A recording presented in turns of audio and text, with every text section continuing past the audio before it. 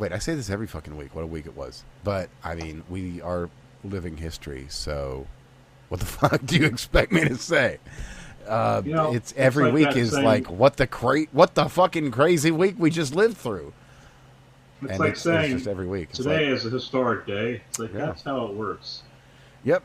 Every day is a historic day. That's yeah. Hashtag Definition. It is what it is.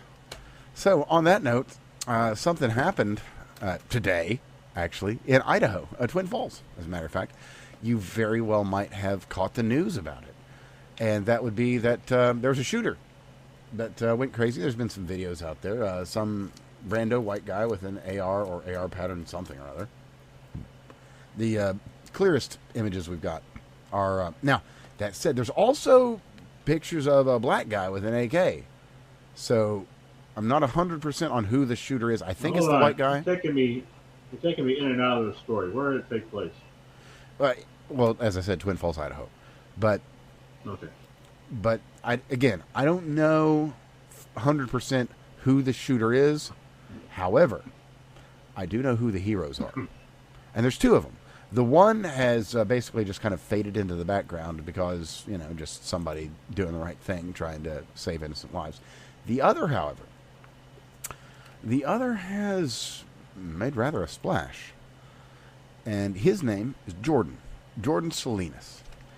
And Jordan is every single thing that your average left-wing respondent describes a right-wing LARPer as.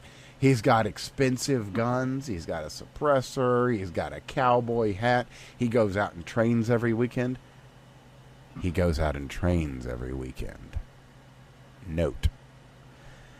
Now, there's two reports right now. We've got one from the employees at the store itself, which are saying that Salinas was not able to end the mass attacker, which maybe, don't know. We also have reports that he struck him and struck him down. Now, I don't know which of these is accurate, but I do know one thing for an absolute unmitigated fact, and that is when you are under fire, it's a little bit harder to respond. There's a reason they call it cover fire. And on top of that, Jordan... well, suppressing fire. Either or. 6 one, half dozen the other. Anyway. But Jordan here, not only was he providing cover fire, suppressing fire, whatever you like, he had a suppressor. And... yes, he did. He had a silencer on the end of his pistol, and he was... You mean he was able to walk around without wearing earplugs so he could listen for first responders' advice or commands? He could listen to people that were around him and tell them to do things and respond if they had something to say? He could. By golly.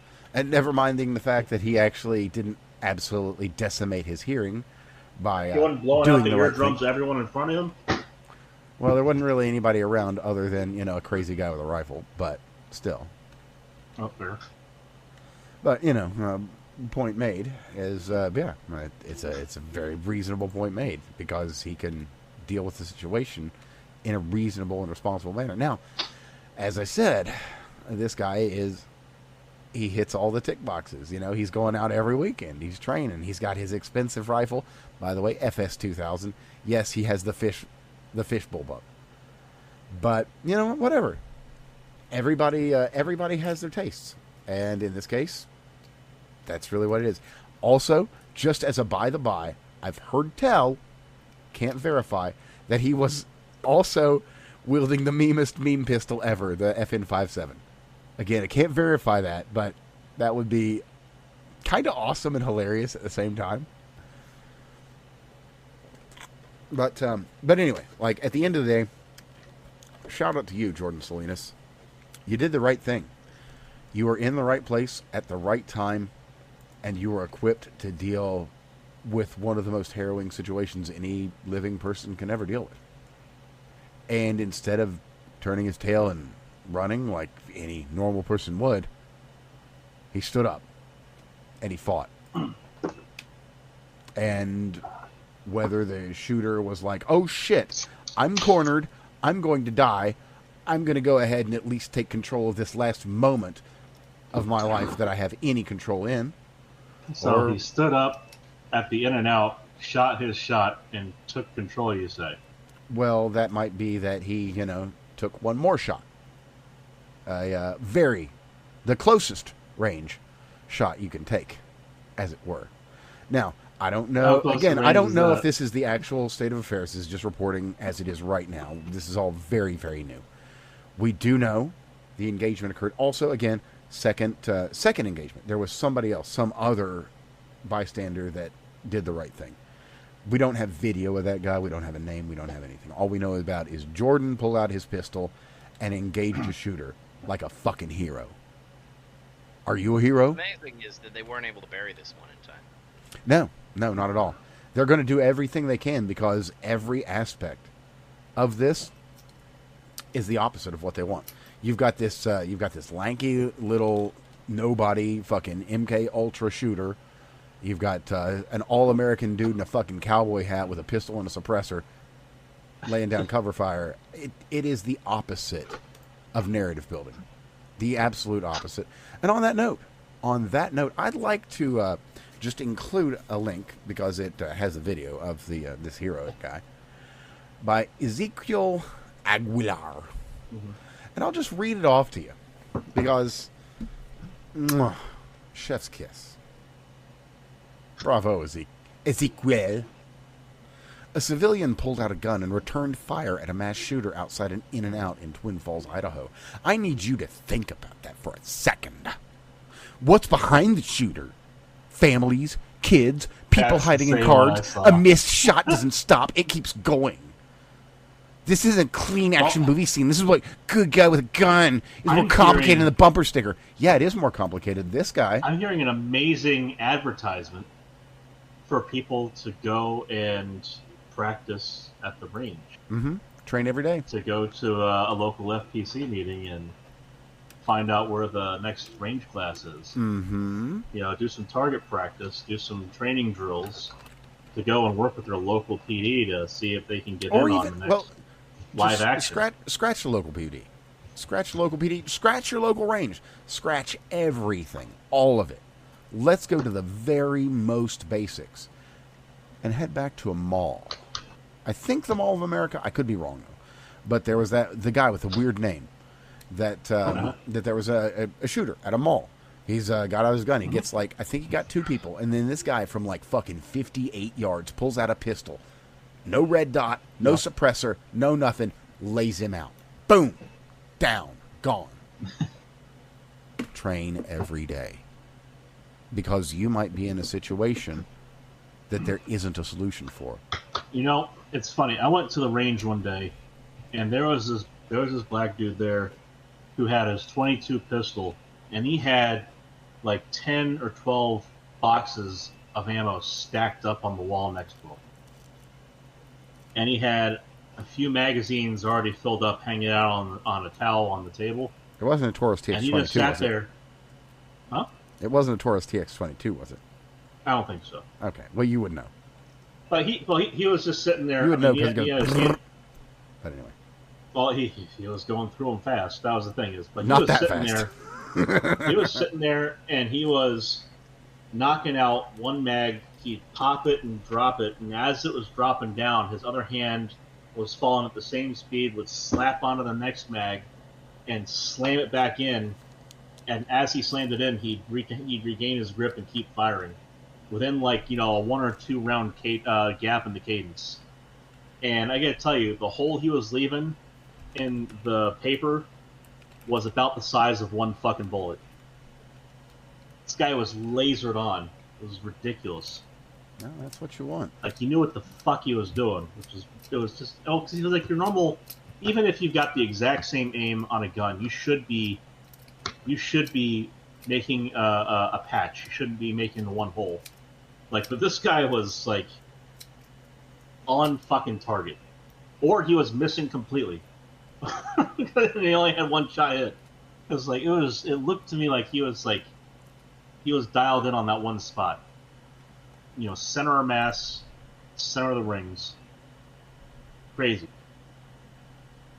But I don't think anybody has to sit there and wreck through 1,000 rounds a day like that. No, you really don't. And that's the point I was going to make, is that you don't actually have to go to the range. You don't have to jump through all the hoops. What you can do, get a gun, obviously, a pistol, to start. You'll need more. But start there. Get a pistol that is comfortable in your hand, and that is also, note, comfortable to shoot.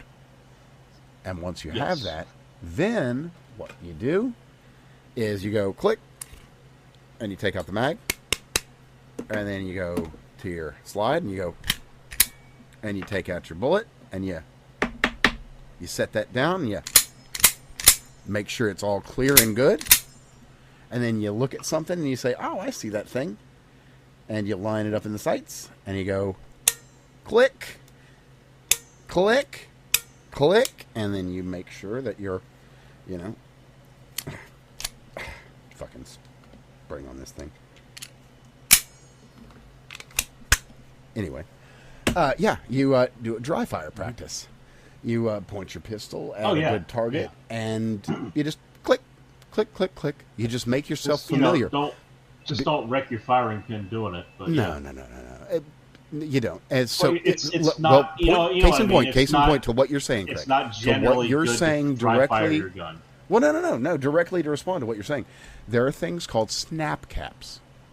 They make them in every caliber for every weapon, every firearm. You can buy a snap cap. What it is, it's basically a dummy round that on the primer itself is actually a little metal pad that's spring-loaded. So so it'll function like it's supposed to.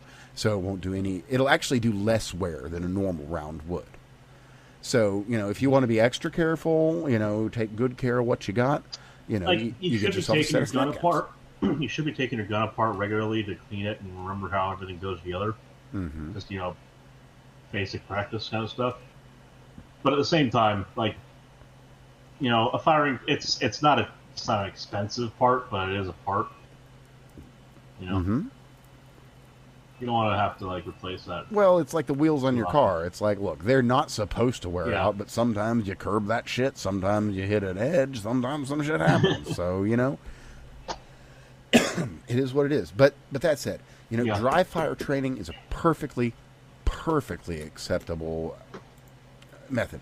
And I should mention, just as a by the by, a mutual that followed me completely out of the blue on Twitter that makes a really excellent product, Laser Ammo. You can find them at Laser Ammo USA on Twitter. And what they do, they've got a little, it's like a little snap cap, basically, but it shoots a laser. And they've got targets. And you can put those targets wherever you like, about your house or whatever. And then you can do a little half rack and then boop, and check your actual aim against an actual target. So they're a, nice. They're a great little company. Just like a foresight product. Sure, yeah. But a little bit more hardy. Because it is actually meant for training, more robust. as opposed to, what it is. I gotcha. But they make a good product. Mutual of mine followed me kind of out of nowhere after I just said that they make a neat product, and so, they get an endorsement because that's how it works around here.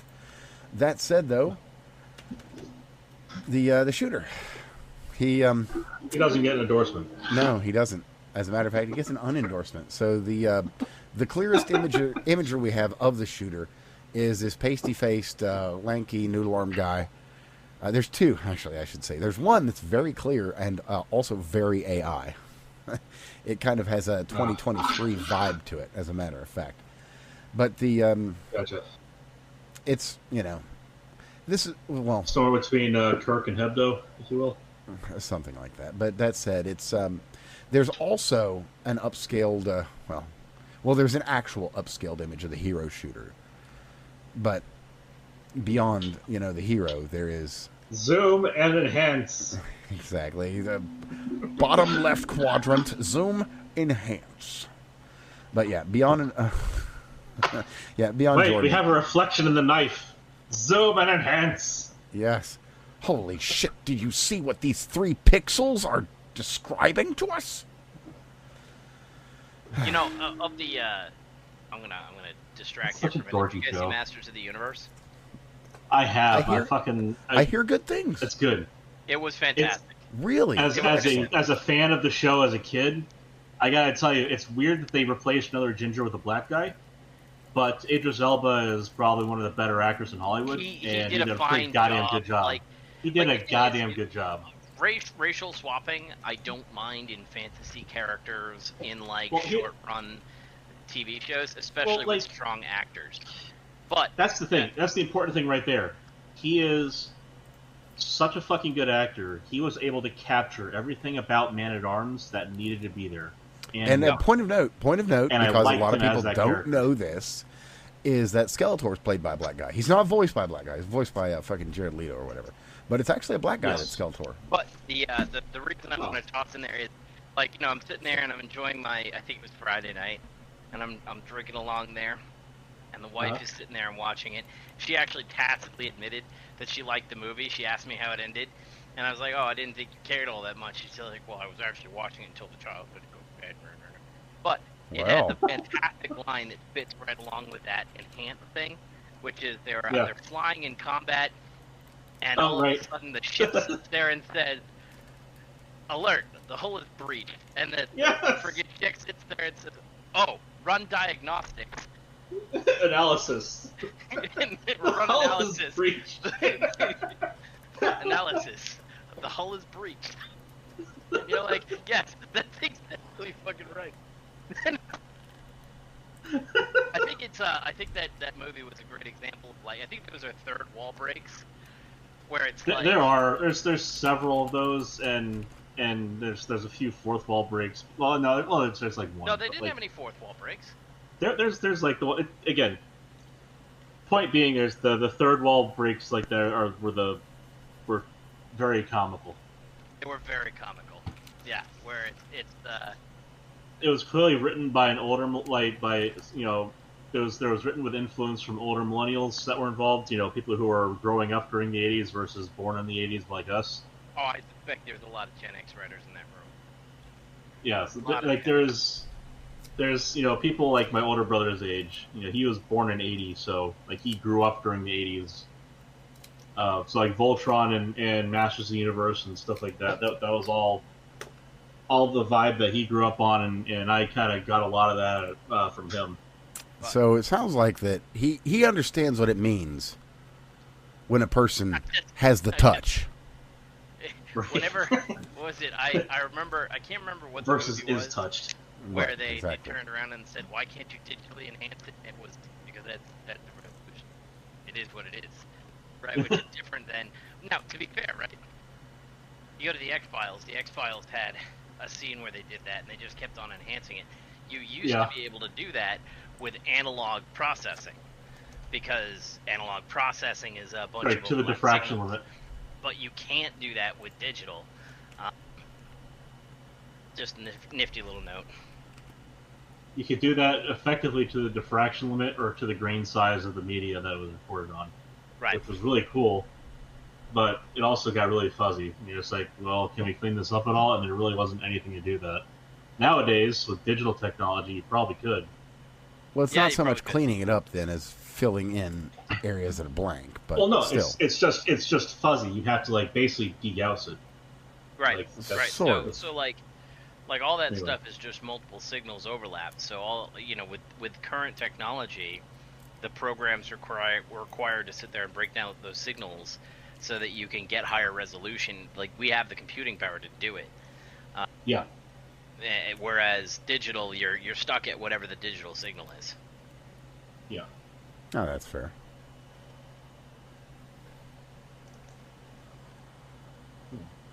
But I guess since we're talking about digital, I've got quite the digital story for you. Or is it analog? A little bit of both, honestly. Actually, I don't know if either of you guys have caught this because I haven't seen any of you speaking about it specifically. But Bitcoin, and specifically cold wallets, hardware wallets. I saw that. Yeah, something happened. Go ahead. Something Also happened. I don't know. So I'd love to go on about it, but I didn't. Essentially somehow here's my understanding is somehow some group found a way to break into cold wallets. Correct. And for folks who don't understand what a cold wallet is, you have, if I was to download a Bitcoin client, there's a basic client out there, and it'll link to my account, and I'll have a key that I enter. And it makes complete sense when somebody hacks your computer. If they open up your friggin' account and they can figure out a way to get into your digital stuff, they can initiate a transfer. A cold wallet is different. It's basically an address which is written on paper somewhere, or paper, digital, whatever you want to do with it, and it's offline. So transfers in and out of the account are not accessible. So if somebody sat there and successfully, I can't remember what the service is, but somebody found a way to breach this service, which has a cold wallet, so you can't actually, and somehow extract people's like Ledger Bitcoin. or what?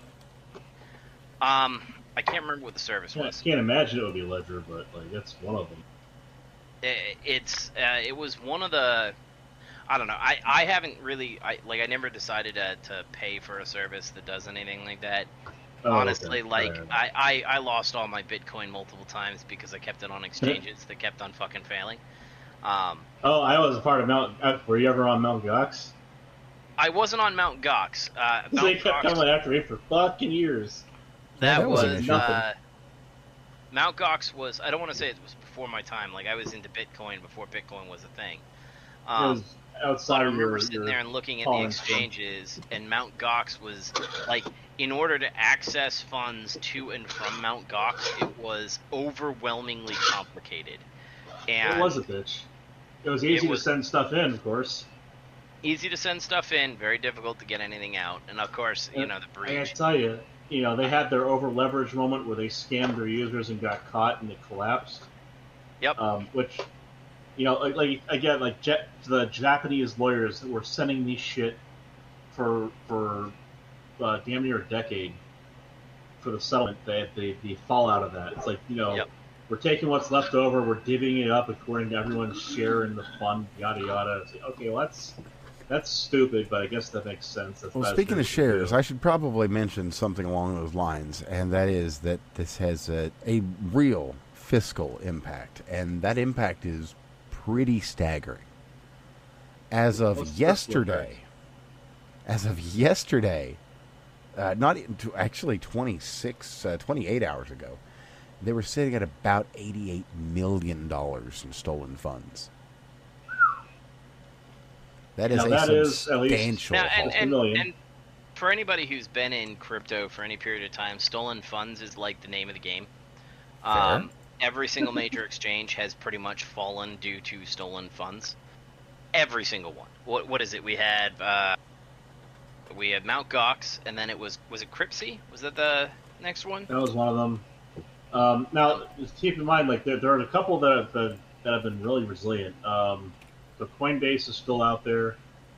Coinbase is different though. Coinbase Binance still exists. Binance is, but there was, what was the other one that was before Binance? They also had their own token, and they were trying to do like a market thing. Well, speaking of markets, like Polymarket has its own coin network that it runs on. That's still a thing. But yeah, like that is relatively newer. There have been right now. I actually trust the exchanges a lot more because they tend to be like they've learned from the past. They tend to at least maintain capital and not over leverage on loan funding. And ignoring the guy who was in the Bermudas and like it was just a giant fucking nerd orgy. That thing was kind of crazy. But like most of them, all of a sudden, you can't extract coins, and you're like, ah, shit, somebody got hacked. Yeah, it's the way it is. Fucking Sam Bankman-Fried, that. Yeah. And that fucking Jim Hansen creature that he was sleeping with. Oh, speaking of sleepy creatures, I bet you that she fucking rocked his world. I bet you that fucking fucked like nobody's business. A lot of those chicks do. Like there is, what is it? Homath has said that one of the nice things about dating like a 4 when you're an 8 is that they basically worship the fucking ground that you walk on, and they will, like, your sex life is the bomb because she's way outside of her class, and I have definitely, like, I've definitely dated down before, and the sex is always great. Sex is always great. Much harder to, like, maintain. There's a lot more negotiation when you're at peer level, but, like, when you date down, it's like all you can eat, man. It's a buffet. It's a Chinese food buffet. The food may not be great, but there's a lot of it. Now, actually, I was going to make another point, but I just noticed something that somebody posted here that's actually a you were really distracted. Incredible point regarding what we're talking about right here. And that is regarding fours and how often you can screw them. No cold card. Oh, it's see, there's this. I mean, 6 of one, half dozen the other, but you know. You screw them, right? Like when you're dating down at that level, right? I'm somewhere around an 8, and so I've definitely dated a 4, and when you're at that level, it's not like in a normal relationship, sex is a question of like. It's I call it negotiated, but it's more about a consent, right? And like, hey, consent and planning and all the other stuff. When you're dating down to a 4, consent to the relationship is consent to whatever happens in the relationship, and it is amazing. Oh, fair, I guess. Anyway, that's still related, actually, at least regarding consent. So, so if you consented to a cold card within the last 5 years, your odds of your seed and another seed being the same, roughly 90%. Holy shit. Yes. Wait, say that again? Holy shit. Like, yeah. past birthday paradox odds here. That's bad. The probability of 2 seeds being the same is 90% at the amount of seeds generated. At about 2.2 million, it hits 90%. So at an actual 90%, it's a something shit like algorithm given the space of available seeds out there. Yeah. That's a really bad algorithm. Yeah, no, it's actually a little horrifying. Actually, that is, how did it not happen sooner? Look, there are free, as in like institutional, structural, infrastructural sources of entropy. Oh, so shit. Go on. Oh shit. Okay, so this actually happened insane. Previously. It actually occurred. Oh my fuck. I'm certain. Okay, let me just grab this. I'm gonna throw that in the links so now, that I don't lose that first and foremost. Because of fucking course it had to happen fucking prior. Okay, Cold Card knew about the randomness flaw for years and ignored it. So they're randomly generating their seeds. Great. Okay, fair. That doesn't, on the face of it, seem crazy. Just when you've got that many fucking people. You're supposed to check the database to make sure it doesn't match. Yeah, checksums and such. Anyway, apparently this draining has been happening for years to a few unsuspecting users, meaning that someone was aware of the randomness flaw since at least a few years ago. In 2022, a brand new Cold Card user was drained after transferring funds. Jeez. So this has happened. 12-word seed phrase that they decided on, that the individual picked specifically. That's pretty funny. And it didn't, and it randomized to it. Oh my god. Like that funny as in like queer, not as in hilarious.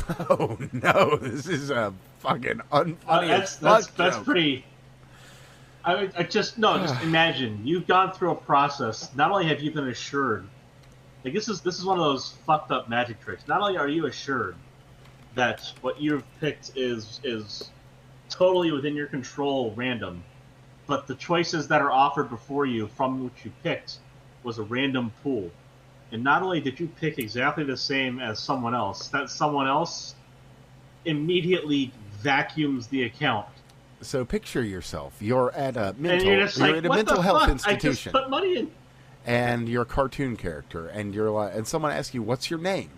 And you look, and you see a P, and then you look, and the next thing you see is someone crying, And then the next thing you see is a fucking griffin. And you say, Peter Griffin. God, man. How? But here we are. So, just as a by the by, as of about 2 hours ago, reporting via Fox Business, 120 plus wallets, 89 plus million. Good God. That is... Wow. Wow. That is breathtaking. In the most literal sense of the word. I mean, goodness gracious. That's crazy, man. That's... Speaking of finances, and this is because I've recently gone through the process myself, and I think it's funny. More in a ha-ha sense now. Well, and interesting funny too.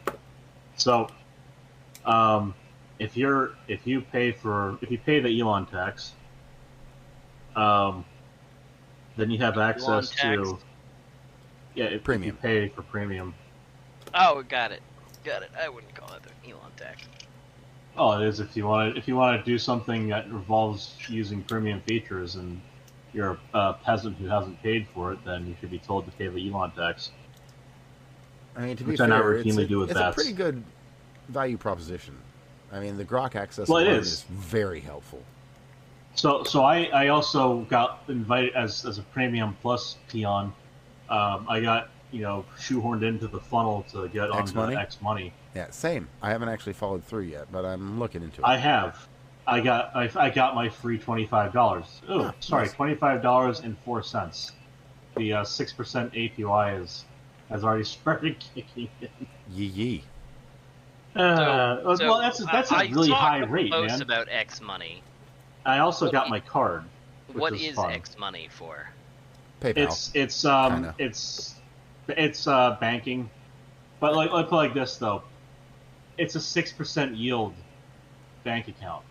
Yeah, I saw that. That's like I'm actually considering. It's also not gonna be accessible as a standard. But you see, that's the thing is I already got the So you've got a card with it. You got a debit card. Now they have relatively good transfer rates, like the amount you can put in and take out. I don't see this being pump and dump territory. They get it is through a bank, and the bank is in New Jersey.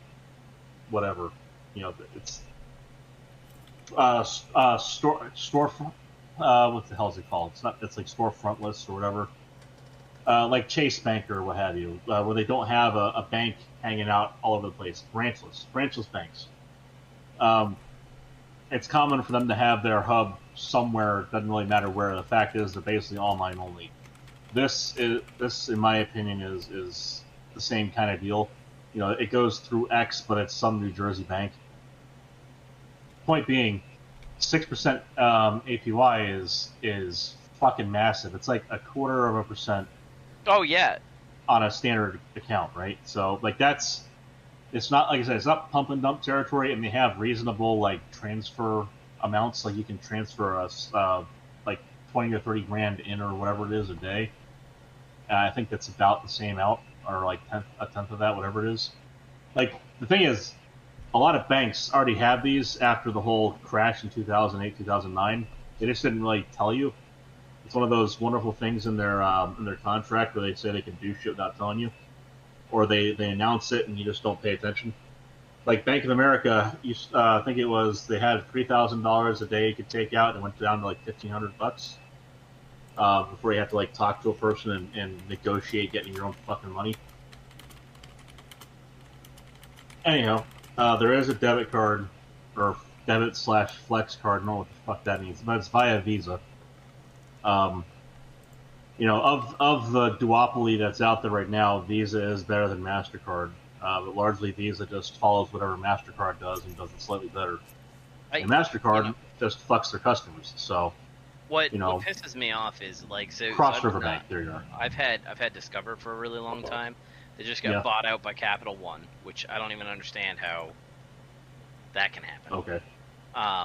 but like I've been wanting to switch to Robinhood Gold Card for a while. Uh-huh. Because that's like 3% general cash back rather than the rotating options and all the other stuff. Well, I do Amex through Delta, typical, as my like daily driver.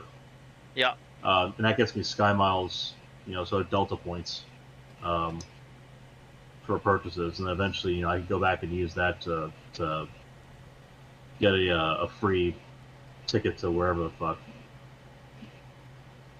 Yeah, I don't know. I saw the X Money thing. I don't think it's fleshed out enough nifty for me to hop on it. It's a nifty little gadgety thing. Well, the important thing is it's not a credit card, because and for those who aren't like financially, well, they aren't invested in their finances to this extent. You can't, if you have too many credit cards, it starts to impact your credit score. So yes, hold on, that's not entirely correct, right? It's partly correct. So the way it works is the number they want you to have more accounts. The more accounts, the better. So more credit cards is not inherently a problem. The main factors that affect your credit score is the average age of your credit. So the more credit cards you keep on opening up, it keeps on dropping the age of your credit history, your average credit age. Right. So I started opening stuff up, and it significantly negatively impacted my credit because I only had a couple accounts. Right. And so that is a separate thing. Like I'm gonna try to probably open an account every year or so, because it's better long term. But it's not, opening the credit card is not the problem. It's the well, also it looks there's the amount you have and the amount you use, and there's an irresponsibility kind of factor that plays into it. Yeah, and yeah. It's not just revolving utilization. It's not just your credit score. It's also the credit issuance. So if you go in for a mortgage and you talk to a human, and they see you have a bunch of credit cards, their inclination is to ask you about your credit history on them, and if you don't use them and you just have them for credit purposes, that's different than you have a bunch of them and you use them, and you may or may not use them irresponsibly. Right. But Well, they have to start asking you about these things. It's rotating utilization, right? So your rotating utilization of your total credit package will get reported out to a credit agency. My revolving utilization somewhere is around 1 to 3%. I'm not even sure how it's that high because I pay it off every 2 weeks. All of my cards off every 2 weeks. But yeah, it's utilization. Right. So how much of the credit do you? Point being here that this card, even though it's via Visa, is a debit/flex card. So it shouldn't impact your credit score or your credit history, as it's basically just a debit card. Which is good. So in that sense, that's good. And if it's only accessing funds you have, it's a high yield account. And it's obviously it's through a decent bank. Otherwise, Elon wouldn't have approved it. It's probably just the bank he uses. But it's issued by Cross River Bank, so I don't know to what extent he's involved in that. For all I know, it could be his fucking bank. But again, 6% yield is really good. That's to the point where they gave the $25 to start you off. It's like, okay, well, clearly that means there's some value proposition here where I'm worth well over $25 to these people. Yep. I don't know exactly what it is. I don't know what kind of loans they're handing out, but they must be making money on it. Well, a lot of times, so this is all, there's a whole, finance is really crazy because just having the money gets you yield on the money. So my guess would be that it's probably an investment bank rather than a local bank. Sure. Your local banks, they're typically averaging, although it's not, well, it's 6% is high, it's not crazy high. I think right now a lot of them are at like 5.25% or so. It's pretty high. Even as an investment bank, it's pretty high. That would be my guess, is that it's an investment bank. Now, mind you, my typical interaction with that, as an issue, financial instrument and all is through my what the hell's the credit union bank I'm in. So like, while that's going to be low no matter what because it's a credit union, you don't have to worry as much about the thing going under from making shitty loan mistakes. Like say Bank of America. But the other side of that, so you're not going to lose your money, but the other side is you're not going to get a whole lot of it by storing your money there, because they do smaller loans and they do more secure loans. For like, credit unions, yeah. Well, yeah. like but at Bank of America, you might get 1.5% maybe. Like if you want to get into like how fucked up the Federal Reserve is, the libertarians are going to sit there and go with cash multiplication and reserve lending and stuff like that.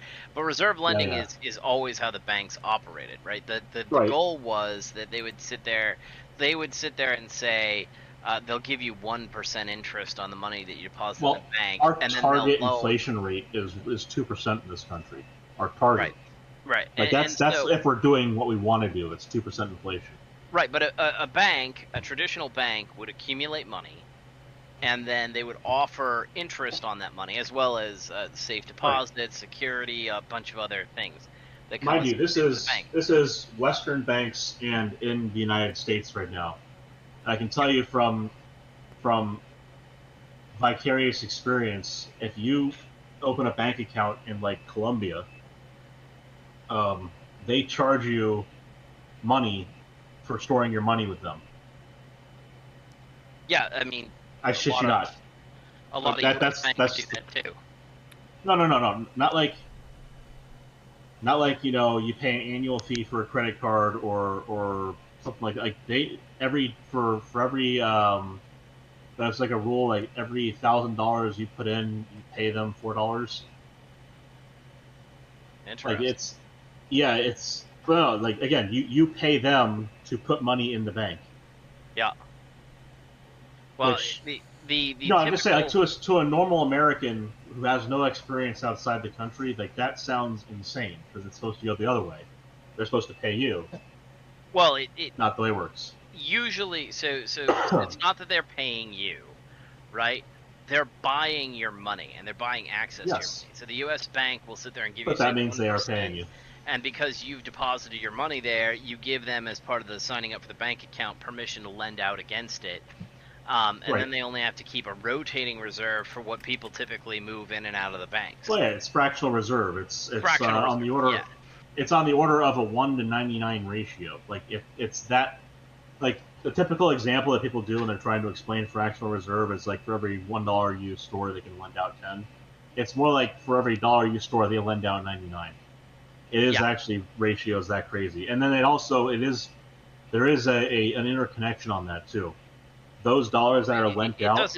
It doesn't really matter. The point that I'm trying to get to is not to get into the fractional reserve banking, but the point is that in an American banking system, they're getting your money so they can use it for financial products, and you're basically getting a fraction of what they would lend out at. And the Federal Reserve coming in and doing what the Federal Reserve comes in and does, it fundamentally devalues your money. That's really what it's. That's really the hidden tax is inflation. It is a tax. Yep, it is, and that's because that's why it's bad to store your money like under your mattress, because that means it is losing value.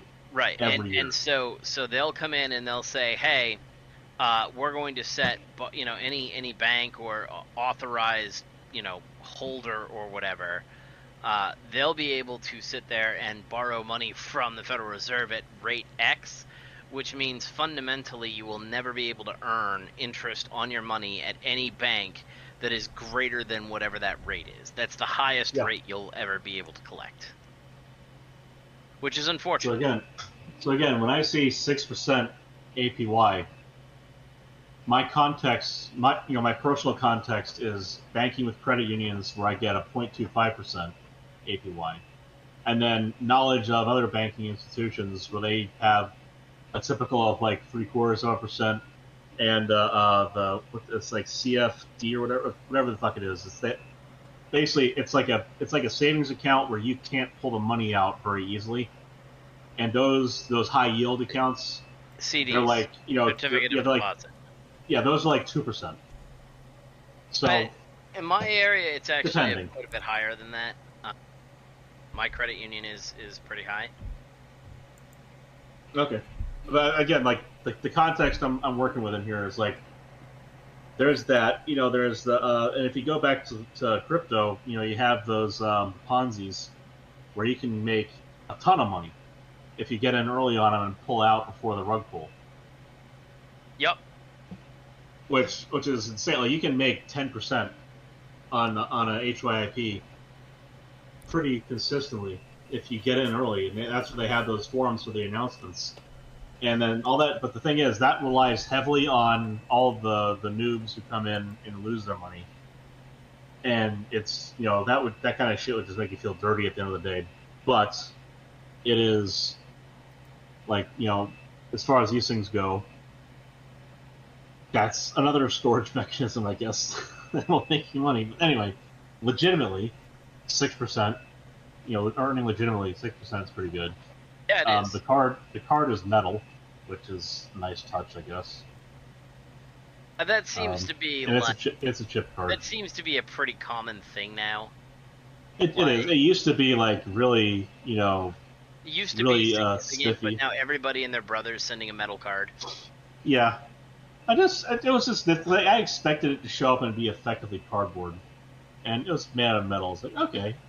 It's like they already handed me $25, and if they're handing me a card, I was like, all right, so they're gonna spend another $1 in postage and maybe for this a grand total of $1 or $2 in production cost. So I suppose that makes sense. It has a nice big X on it in case you forgot where you got it, and I put my handle on it. So I'm gonna look as dorky as possible if I ever use it. Oh, and since I should write in Sharpie underneath, "Follow me, I'm retarded." Or yeah, as Bats says, what's a Craig Bob 99? Well, that's a fair Exactly. question. That's a fair question. That's what I'm waiting for. It's like this. That's a real conversation starter. Follow me for my strong opinions on X. Now pay for my meal. Unsolicited opinions on Israel.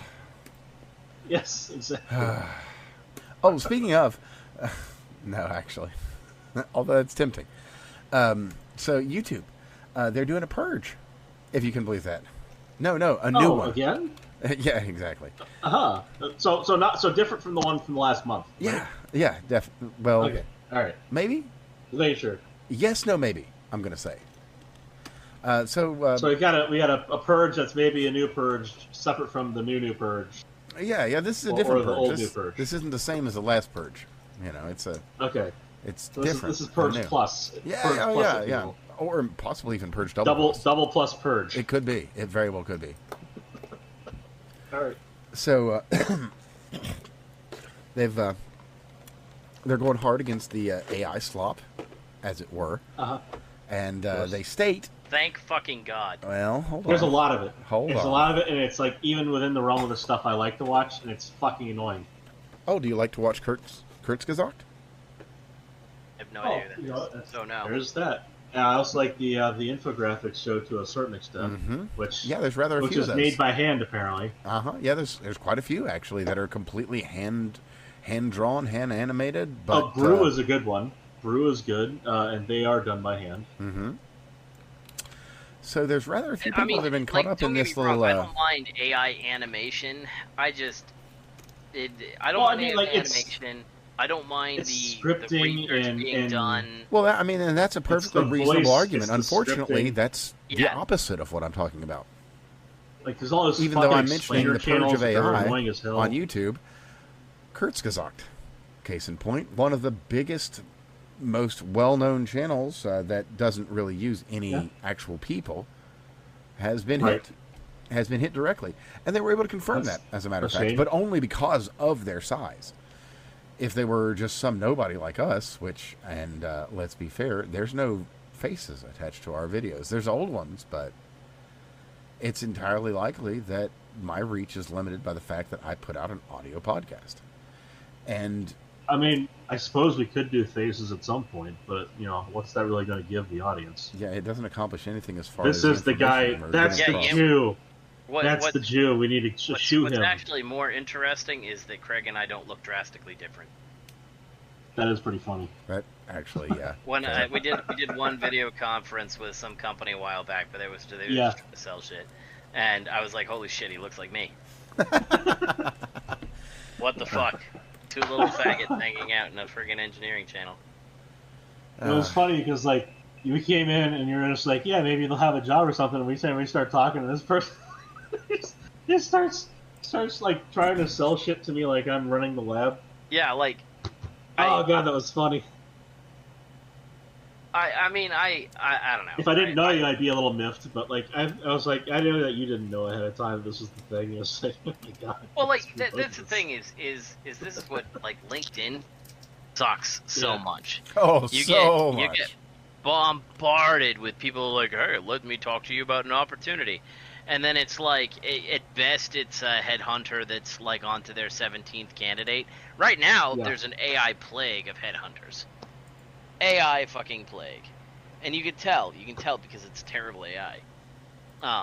And they're just trying to get as many numbers into a posting as possible. They don't have any actual real relationship with the company. They don't have anything.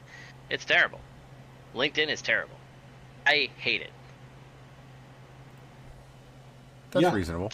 No, it's one of the places I use to do job hunting, and it is.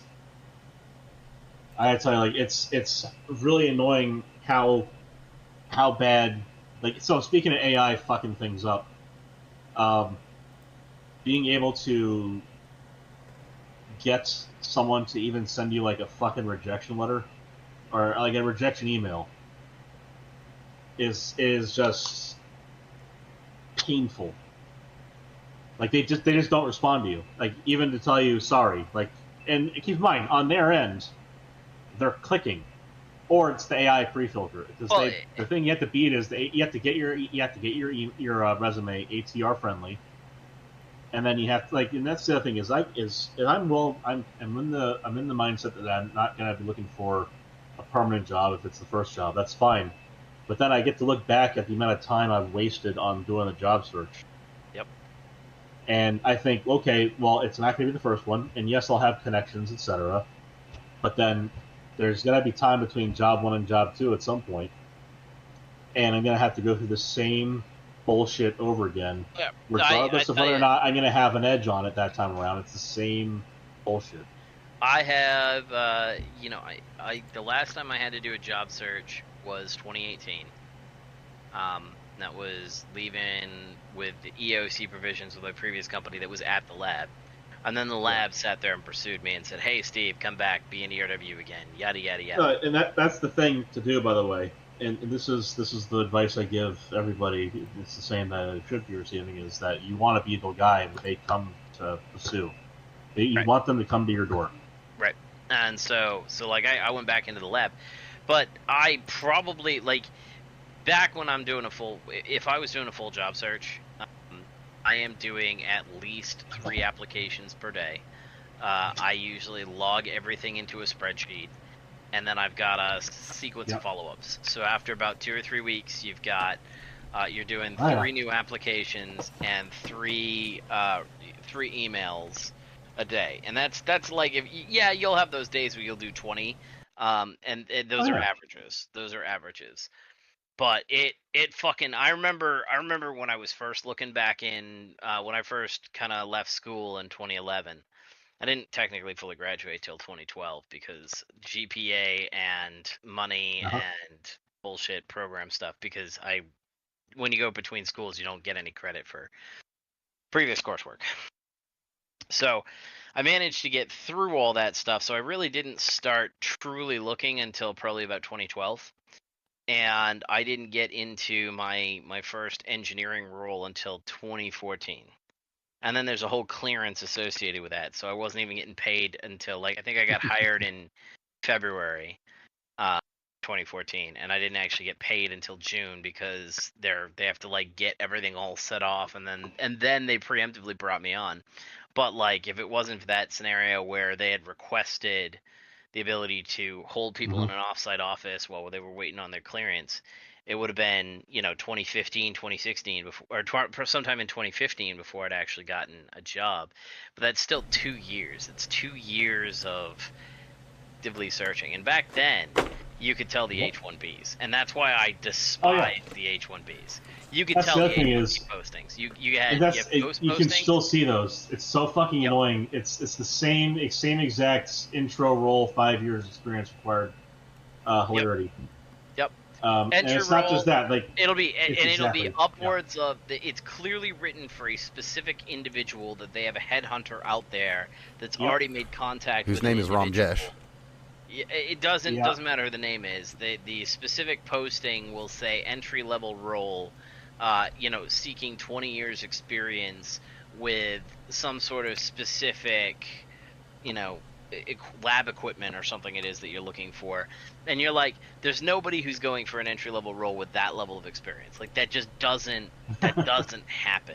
And it's clear, and they've got all kinds of specialty skills, which if you're in an entry-level position, it should be, hey, I've got a chemistry degree, or hey, I've got a friggin' chemical engineering degree, or something like that. If you're going for chemistry-based positions, lab equipment-based positions, your entry-level position should be completely defined by what you can get at that. And that's how they bring the people in, they give them 20% less money, and it's very clear that they've preemptively picked these people. They've got recruiters over in India, they're bringing them over here. And then you had the ghost postings, which also sucked. And those tended to be one company would have a whole bunch of postings for the same thing. They were closer to relevant in terms of age of experience and mix match. They weren't necessarily a highly specialized thing, but they're not real postings. And what you find out is that they put those postings out there regardless of whether or not an actual job is available, because they want the investors to look like the company is always growing.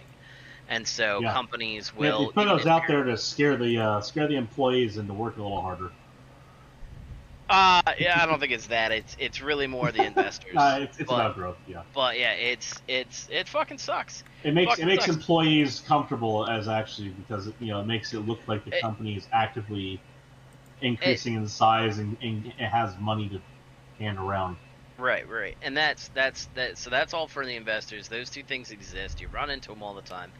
And then what really sucks is that at least back then when I was applying, every time you wanted to put into an application, they would run you through their own company. You sit there, you develop a resume, right? Yeah. And then they make you go through the company website, and then it never parses your resume properly. And then you have to sit there and go. So now applying to a job, it's slightly worse in that you definitely have to retype the whole fucking thing now. It used to be, they might have an auto thing that would screw up a couple things. Now they do the auto thing, and you have to retype it all anyway. Yep. Yeah, it's fucking retarded. Super. Last time I saw. And I've also noticed that there is a great standardization in terms of wages that has occurred. There has been significant, because I used to, you used to be able to look out, and this was probably companies are sharing data. I'm pretty sure. Well,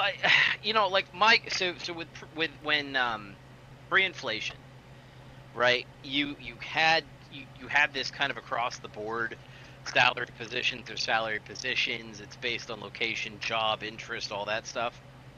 Sure. And then at least with my company, where we're a government contract type thing, right? Our budget for employees, wages, and raises is allocated by Congress like the previous year, right? Even when you look at the furlough period last year, that was a continuation of whatever the budget was. They're supposed to pass a new budget in 2026, and they didn't pass it. They passed a couple continuing resolutions, and then it failed. But basically, when they sit down and they allocate spending for any government contract and contractors and contracts, it's all allocated like the previous year, right? Like even so, I'm going to my boss put me in for a principal position. He told me about it last July. I was expecting it at promotion in April, and he explained, no, that's not how it works, right? He goes in, he tells me about what his plans are in July, and then in November he argues that I should be put on the docket for the budget for 2027. Yeah. Like, that's how far in advance these things happen. And so, so when you start talking about like the job market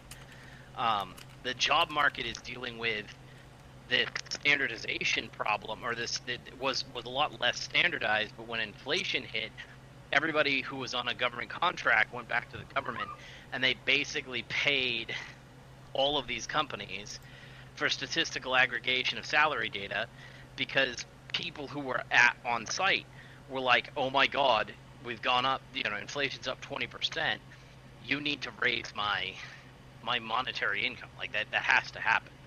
And I think I went from 90 some odd to like, I got like $15,000. So not 20, not the whole of the inflation, but it was a huge catch up period.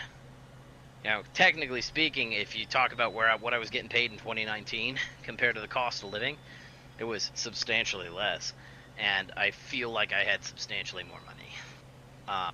Crazy how that works. Yeah. And I legitimately, like, I am finally, unfortunately, at the cost of having to work a lot more hours, making more money than I have in a while, and it's nothing like what it was before. Yep.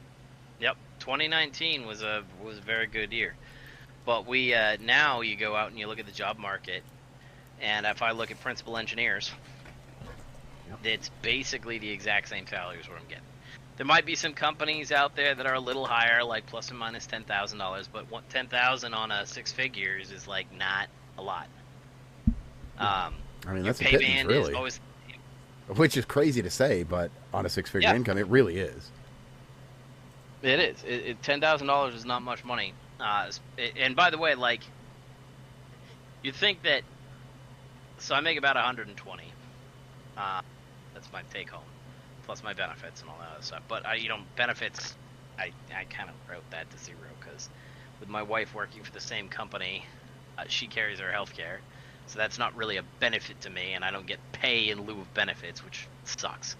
Well, you also generally keep yourself in fairly decent shape, so it's kind of a non-issue. But not this year. I wish.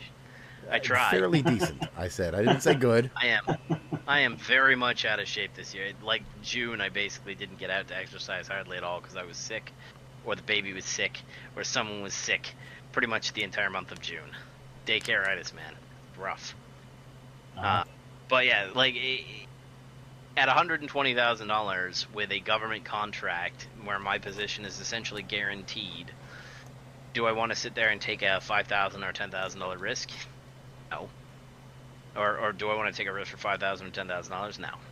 And right now, your government contractors and the private industry are very closely aligned. There are the occasional positions in like low desirability areas that will offer you significant amounts of money. Uramco, I interviewed there, but I don't want to go live in West Texas. So even though it would have paid me, $40,000 more a year, I don't want to go there for $40,000 a year. Plus, I also have my wife who makes about the same. She makes more than I do. She makes about $130 because she got rapidly promoted. Having tits works, I guess. Wish I had some. Handy in that. I mean, you can get some, but I'll be honest, I don't think that in your particular field that they would be as helpful as they might be elsewhere. Especially considering you would be surprised. And I don't think they're as useful as they used to be. Because you're in New York, to be fair. But No, it's not even that. Like, during the DEI phase, women basically, like, there was... what's a female 5, right? Well. A female 5 is probably a male 4. And that's not to say that my wife didn't work really hard at her job or anything like that, but it was kind of annoying that you know that they're getting special bumps because, hey, they have a special reporting mechanism they have to do to the government. And, like, luckily that's kind of gone. Yeah. And she's still sitting there and pulling high numerical scores, which strongly suggests that she actually is a top performer. Right. But stuff like that, like you run into what's salary out there in the world today, and it's not much different than where I'm at here in New York. Like going to New Hampshire would be a bump up because no sales tax, no income tax, and I'd Right. get more money. I'd get a higher percentage of my money back by simply taking the exact same salary in a state with no taxes. And nobody wants to go to Florida. Like, fuck that place. No, really. Yeah. I believe there was talk before about potentially moving down here. I guess that's fallen through. Unfortunate. No, it's so there's only a handful. There's like 3 places that are really, well, technically 4.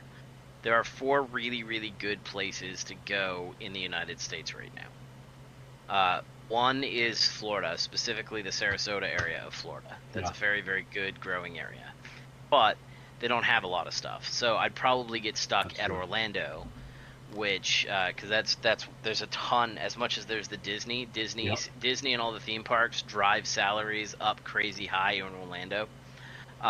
And then on top of that, you have all the defense contractors. So I'd probably end up in Orlando. Lockheed Martin is in Orlando, and among others. It's Lockheed Martin, Raytheon. And you're like right across. So the same band, roughly the same latitude. You've got Tampa, Orlando, and Titusville. Yep. And so basically, Space Coast is about an hour away. Yep. And there's people who've got stuff scattered, Titusville plus or minus like 45 minutes north and south. Yep. And then you've got through the band Orlando and Tampa, both of which have that. And then if you go north about halfway between Orlando and here, you get to Ocala. Well, a little bit further north than halfway, but basically halfway. Ocala has defense contractor stuff going on.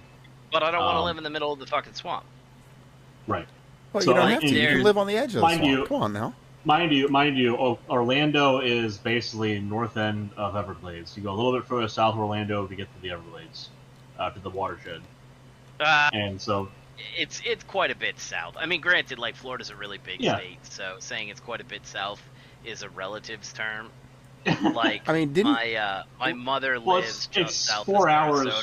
It's 4 hours from Orlando to Miami. We'll just put it like that. Now, hold on, Greg. Is that by road or is that by airboat? I'm talking about driving. Okay, so not by normal speed for Florida. Okay, so potentially by airboat. Which is like hours? It's 6 hours from Gainesville to Miami. Yeah. Yeah, but can you reach there? Can you reach there without leaving the swamps, though? That's what I want. Hold on. It's 6 hours from Gainesville to where my grandma used to live in Fort Lauderdale, which is basically Miami. Because we used to stop at her house on the way down to the Keys, and we'd stop at her house for the night, wake up at fucking too early in the morning, and then drive the rest of the way to Waldorf Marathon. My mother lives in the Port Charlotte area, and that is, to go from there to Miami is a solid 6. Okay. I know it's on the other side, right? I know that, but Orlando is like 4 hours north. Granted, it's not north; it's like an L shape, right? Well, you gotta go. Also, to be fair, Miami is the size of like 3 counties. So, like Jacksonville is Duval County, like all of it. Miami is Miami-Dade, like it's the whole fucking area. Yeah. So to be fair, like if you're taking 95 on the coast and you head down, I guess you could say it's a different amount. But if you're taking 75 and Turnpike, it's 6 hours from Gainesville to Fort Lauderdale, and so that's about 4 hours from Orlando to Fort Lauderdale, which is close, which is a nearer part of Miami to the Keys. So, my grandma used to live in Cooper City, which is Fort Lauderdale. I don't know, like we haven't driven from Port Charlotte to Miami area. I think last time that we did that was like 2000 and probably 2012, 2013. Yeah. Like, the Miami area is actually really cool. The Everglades area is fantastic. There's a lot of great stuff down there. It's hard to go straight to between different places sometimes. That is true, right? Whenever you're talking about Florida, to go from any major metro to any other fucking major Virginia too. It's ridiculous. Yeah, Virginia, you just shoot down 95 though. Well, I tried to I lived in Roanoke, or not Roanoke. I lived in Blacksburg, so basically Roanoke. And if you want to go from Blacksburg to like the Norfolk, you can't just drive across the state. You have to go up or down, and then take a right angle bend, and then go the rest of the way. You have to drive in a big fucking triangle. It's really irritating. It's like, why wouldn't they just build a road straight across? I mean, I guess there's mountains in the way and shit, but they drove around the mountains to make the roads they already have. Why the fuck couldn't they figure it out? I wouldn't put anything past Virginia at this point. I mean, they went from Ralph Northam to this, so that's one of the ones. Fucking Raphael Warnock. Oh my god. Seriously, like, pick the thing that would get whoever wants to be in office, like, definitely in office there, is because it also impacts, like, whether or not you can get through Nova. Like, whoever goes in office and says, look, we're going to build 2 highways, one that goes across the state and the one that goes up and down, and that's it. That's my policy. Every position I have is whether or not we're going to be building one of these 2 highways. That person would get in office. Yeah, I just like I know Florida's a big state. Going back to the income stuff. Yeah, right. I get what you're saying, but yeah, I don't like, Orlando's a swamp. I don't really want to live there. The whole if state's there a was swamp. something like Tampa's actually really cool. I like Tampa. Sarasota is growing immensely, but it's all tech. You like Tampa until you wake up there, because the morning fog is ridiculous. Everything is 110% humidity in Tampa at like 6 a.m. And the burn off doesn't happen till like 10. It's kind of nuts. It's a really cool area. Like, I have friends that live there. It's just that, like, if you don't know what you're getting into, the morning fog and how persistent that shit is and it carries seawater with it, so like your car will get rusted out. Yay, salty fog. Well, hey, just on that note, just real quick, I should probably mention something that you might find interesting, the both of you actually, not having lived there, is that whatever complaints you may have, at least you're not in Arizona. Because in Arizona, there's folks that have smart homes and smart thermostats. A number of them are receiving messages today on their thermostat. Yes. That message, I'll just read it off to you verbatim. To conserve energy in your community due to stress on the regional electric and energy grid, you cannot set your temperature to be lower. To conserve energy, eat shit and die. Yep. So mine is a dial that has a mercury switch. Right. It just does what you say to do. Like, it's kind of wild. I don't know. That would be a. There's nothing in Arizona. I do love northern Arizona. It's a dry heat. It's a dry heat, Steve. There is something. There is truth in that. There is truth in that. Although you'll very quickly burn out. Like, it's way more comfortable. 120 in Death Valley is actually pretty comfortable. It's not that bad. It feels like an realize very quickly that you are severely dehydrated in like 5 to 10 minutes. Yes. I've been through there, and the funniest part of the whole vacation going through there was my older brother, had the bright idea. We're driving at like 70 or 80. If we lower the window, it's got to be colder. Like, we'll vent the heat out of the car. Fucking wrong. Yep. Instantly goes up by like 10, 15 degrees in the car. Yep. Oh, breeze. Yeah. Oh, no. It's a hairdryer. It was so fucking bad. Yeah. We went in the middle of the goddamn summer. It must have been 118 outside. It was crazy. Oh, man, I tell you, we were in Death Valley, and it was 120. We were there in June. Middle of June. Okay, yeah. And the scariest, I've had moments of like survival questions. The closest I was ever to like, oh my god, I think we might actually die, was on the way out of there. because Oh, a lot of shit. Death Valley's in California, and so we were in this little car, and there's no gas stations to go Oh. back to Right. Nevada, and Right. it's just wild. Like we started to climb out. We started to climb out of the area because there wasn't really any gas stations there. There was like one, but it was like a gas station / repair shop in the middle of Death Valley, and they looked very closed, and it was like $5 for gas.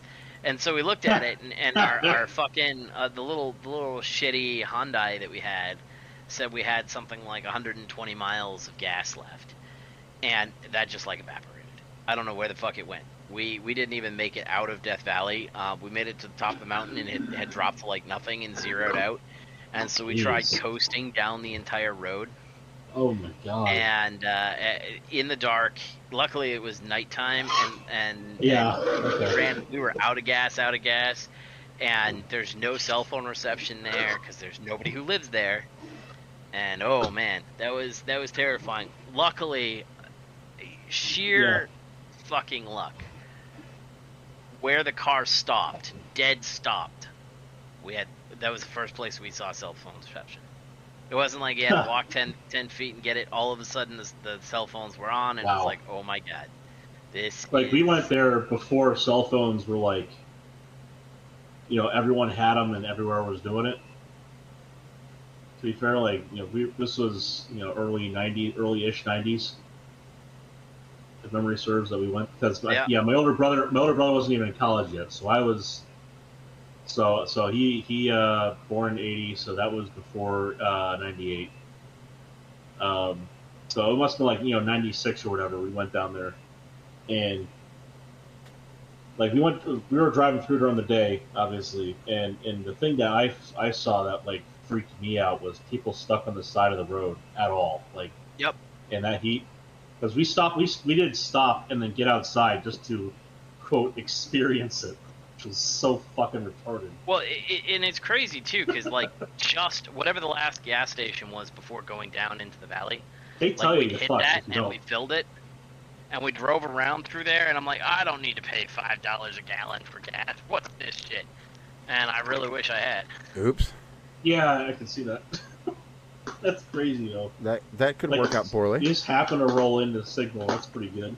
Oh yeah, and somebody I felt that we called AAA, they relayed us to somebody, and that individual was like, "Oh my God, I'm so sorry, all of our tow trucks are busy," and so some poor woman, because the only station that had anybody that could respond, they had apparently a whole bunch of accidents that night.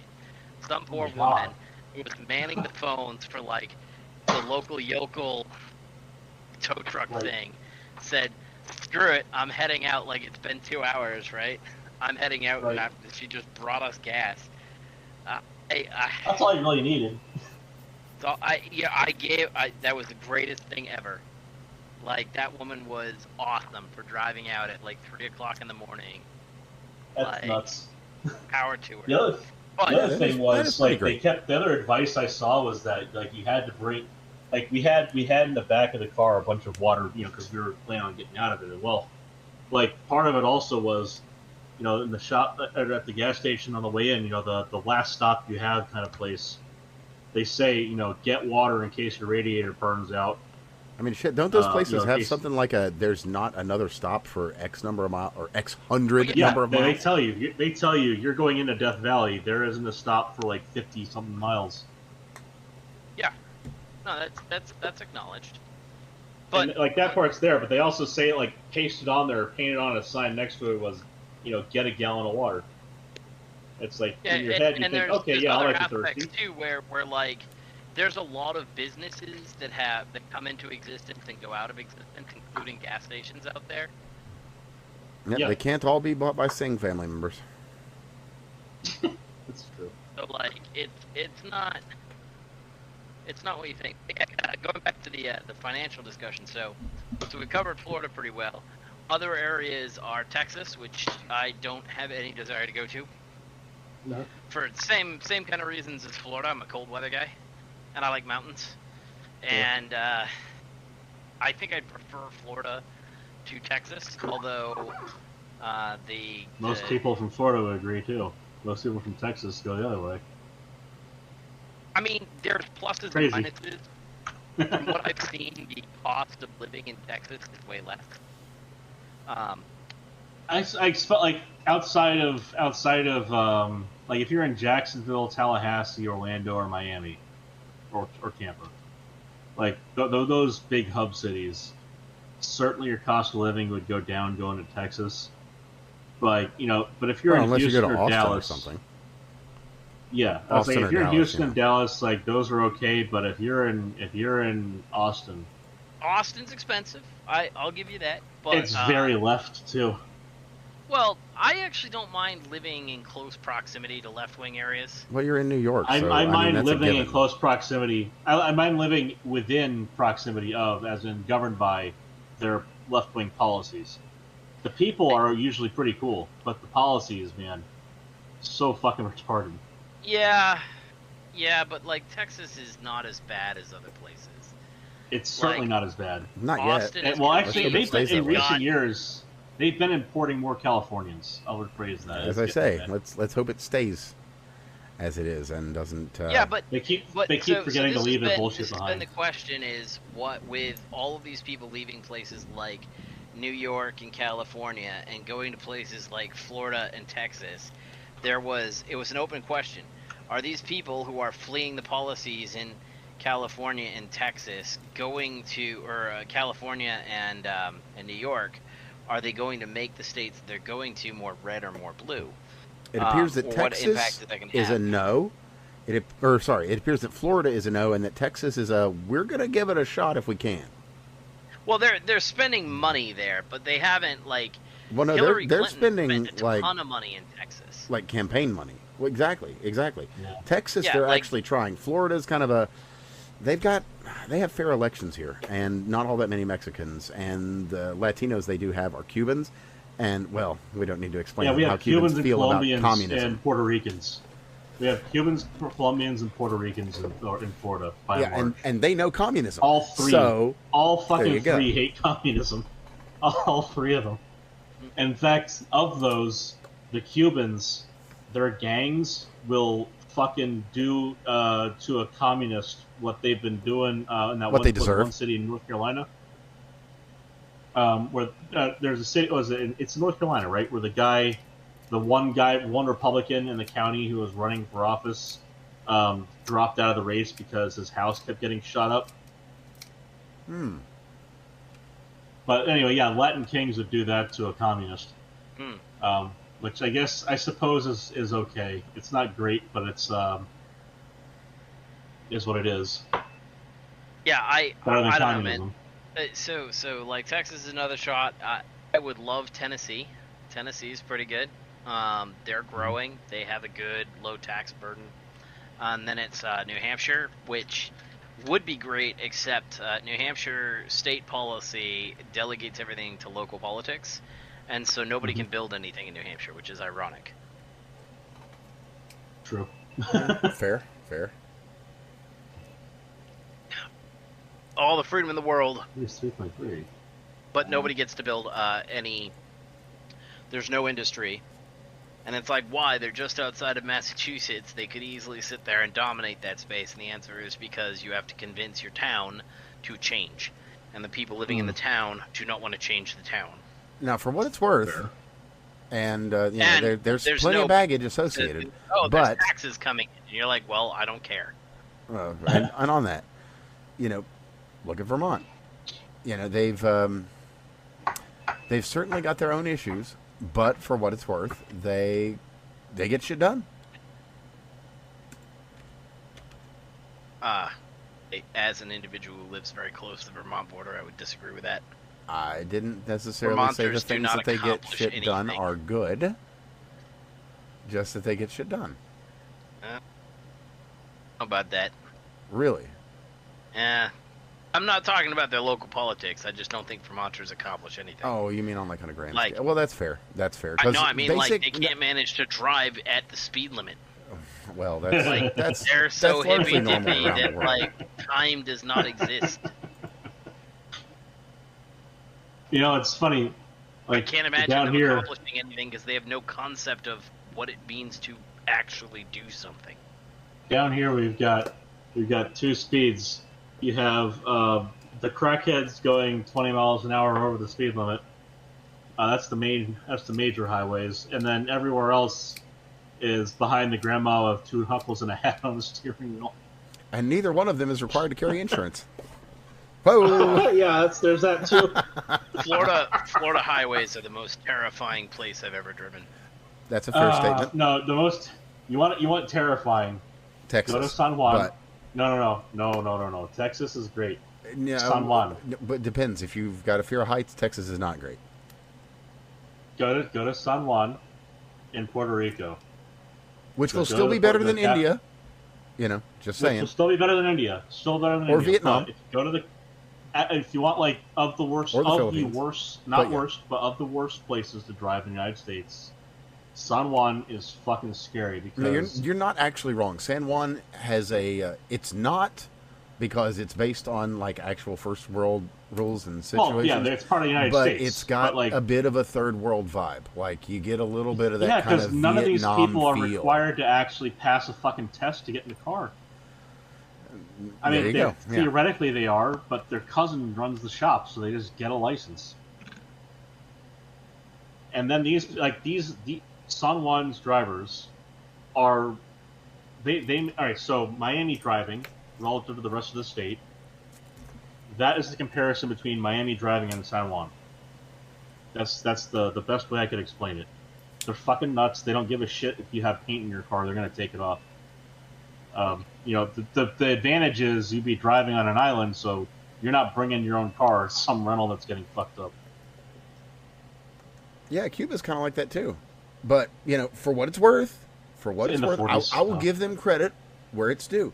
They really do have an appreciation for automobiles. Because no new automobiles come in for less than like $100,000, even as a fucking Camry from '93. So they actually respect their automobiles because, you know, they can't get any new parts or new vehicles. Oh, right. Or electricity or power for their fucking, what are those things called? Hospitals where people are fucking dying. You know, unless your name is Hassan Piker, in which case you are treated to the finest of dining on the island. Oh, absolutely. And the lighting in your room is completely undisturbed. In the finest government hotel. Oh, wait, sorry. In the finest hotels that are not technically owned by the government, just by government stooges. What's that by about the one subpoena corporation again? that runs the island. I can't remember the name of it, but it's fucking annoying. Oh, yeah, that's funny. That's funny. He went down there. He went down there. He ate so much he gained weight, and then he watched the babies in the hospital dying next to him in darkness. But you know, he could see them because the light from behind him. And we know too from that as well that the experience, also, you know, being berated by Shu. But the experience there taught him that he really needed to engage his capitalist nature as an importer and exporter of great renown.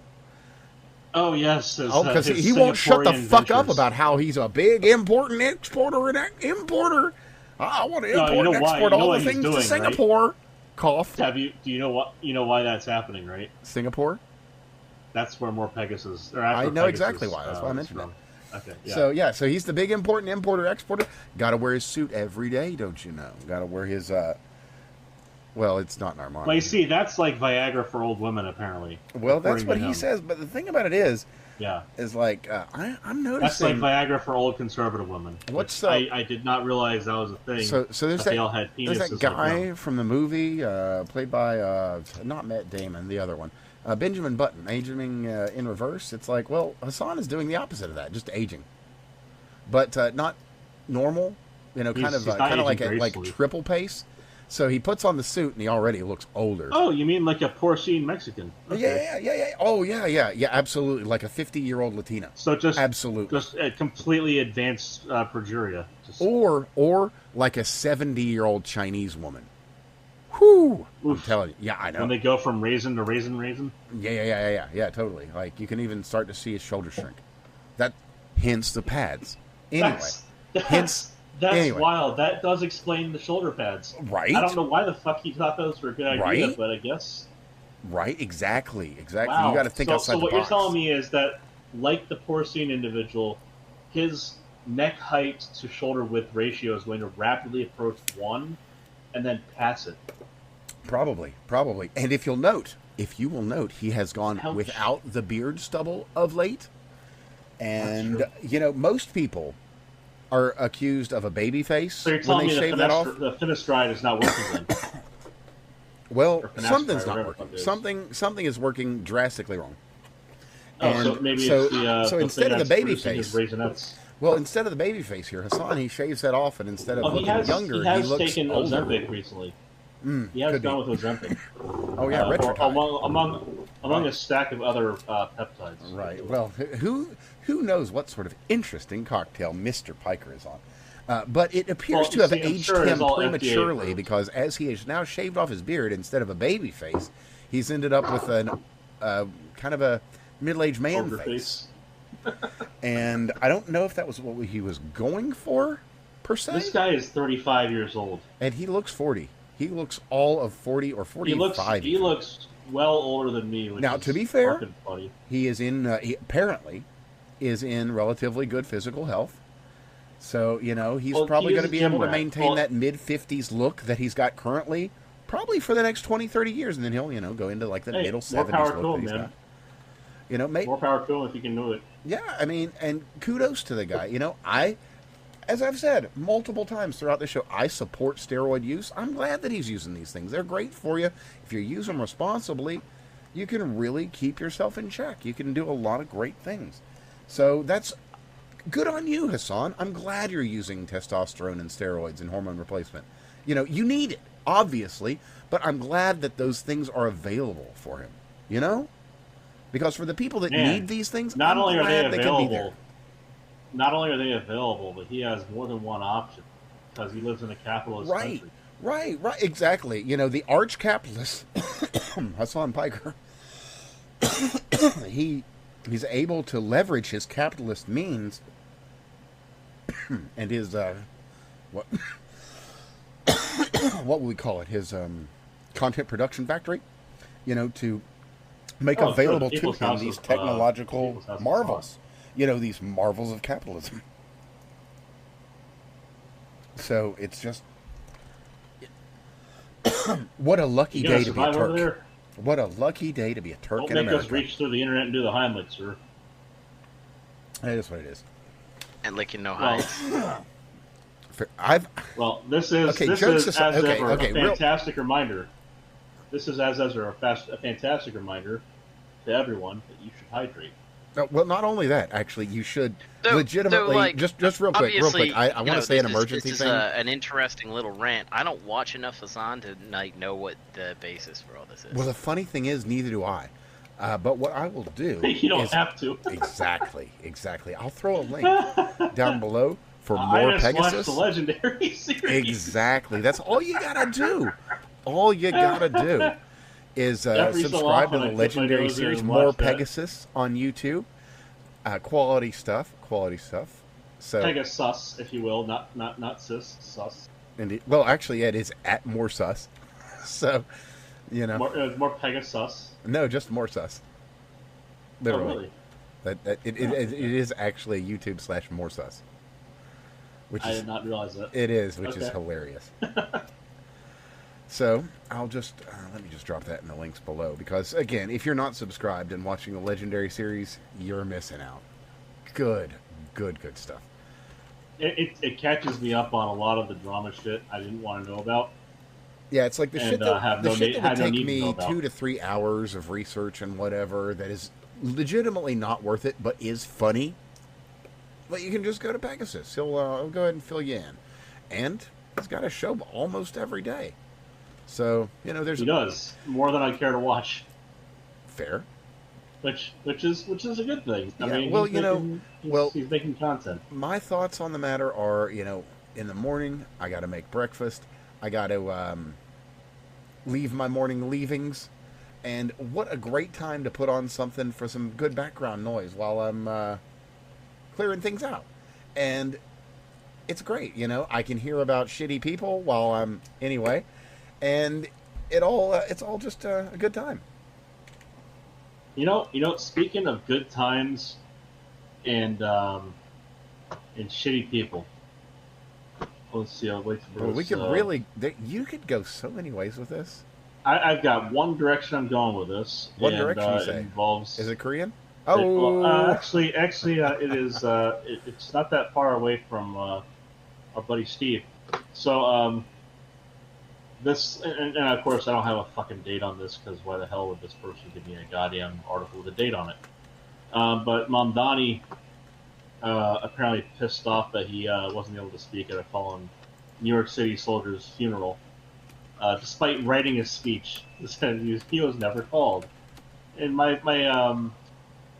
okay. my So first thought there is good. Fuck that guy. just as a by the by, it appears that this was right at the end of July. Okay. Just to That makes clarify, sense. I don't have the exact date, but it looks like it was, best I can tell, about the 28th to the 30th of July. Well, it was recently. But very recently, yes. He hasn't been mayor for very long. Yeah. You know? But yeah, he was allowed to attend, but he was not allowed to give his speech, and apparently he was quite miffed at the fact. Good. Fuck him. Yeah, exactly. You know what? Again, right? I think that it is good that he won. I am actually really excited about the DSA. What is it? The 30% of Democrats are DSA members, or the DSA 30% support the DSA. All of this is great. I think that he's doing a fantastic job. Well, it ties back into Hassan Piker. Oddly enough. Like the reality of the situation is Mamdani is, I don't think any of his stuff is going to work, right? Well, it's Nope. been proven not to There's- every time it's been tried. There are already talks of doing a no confidence vote to kick him out. Oh, really? I didn't hear about that. It's rumblings more than it's like official talks, but like there people are at that point. I mean, not as funny And, as denaturalizing and deporting, but still. Well, I mean, I don't know, right? Like, Now it's spicy. I think that it's really, really good to let people have their socialism. Like, I don't think so too. I socialism think is going to work. socialists should enjoy I don't it. think Well, socialism see, is going to work. I think that any area that decides to engage in socialist practices should have to pay the cost associated. Now, with it Steve, let in me its let entirety. me present something to you, because you do make a valid point, and there is a lesson to be learned there. But as a father, would you want your child to jump into a fire to learn that it burns them? How big's the fire?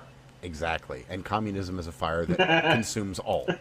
So That's the dad answer. Hold on, The hold on. mom answer is, oh God, no. like, but the dad answer is, how big the fire? I am a boy. I grew up as a boy. I did boy things. I have And played. your dad would with have fire. said, how big's the fire? I Yes. have played with quite a bit of fire. We put a slit in tennis balls, filled them with lighter fluid, lit the Right, whole thing right. on fire, and played catch. We raided the winter stockpile at the Boy Scout camp of wood that is used to keep the gatekeeper there, and put it onto a giant fire pit, and we jumped through it. So here's the question for you. With the tennis ball, how quickly did it go? Was it like between 1 and 10 catches? How quickly did it go from playing catch to playing who can hit the other guy the hardest with it? I think there was only one of two of those attempts, Okay. because it was fall, right, in the leaves. We're Boy Scouts. We're responsible Okay. with our Gotcha. fire. But Well, responsible-ish. But, yeah. so I was thinking about this today, right? Responsible. When you sit there and you start talking about parenting is it's an interesting conundrum as you get into the older child territory, because I can remember when my father caught me fucking my girlfriend, and she was embarrassed. I came back for seconds, and then I went upstairs, right? And I'm like, all right, shit, I'm gonna have to deal with my dad. That motherfucker, I like I said, I went back for seconds. In the period of time between him coming down and catching us having sex, and the time that I finally made it upstairs, he had laid out a full meat buffet. I mean, every meat that was in the house had been cooked. and was available for me to eat from the table. Well, there you And go. that's the reality, I think, when you start talking about That is parenting. 10 out of 10 behavior.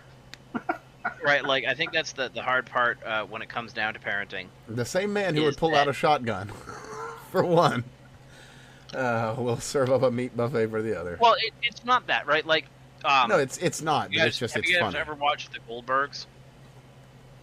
It's a funny little sitcom, right? But it goes over Adam Goldberg, you know, his youth. And obviously everything's dramatized and all that other stuff.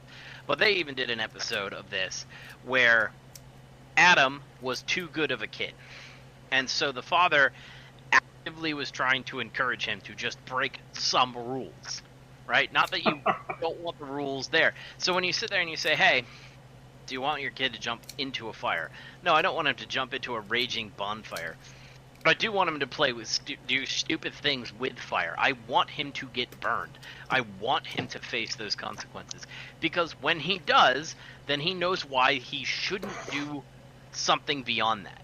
So small, Right. safe levels of Well, that's injury why I used are the very important for that's why I used the psychological and example that I social did. You know, as opposed to picking up a hot pot, jumping into a fire is another thing. It's like I wanted to.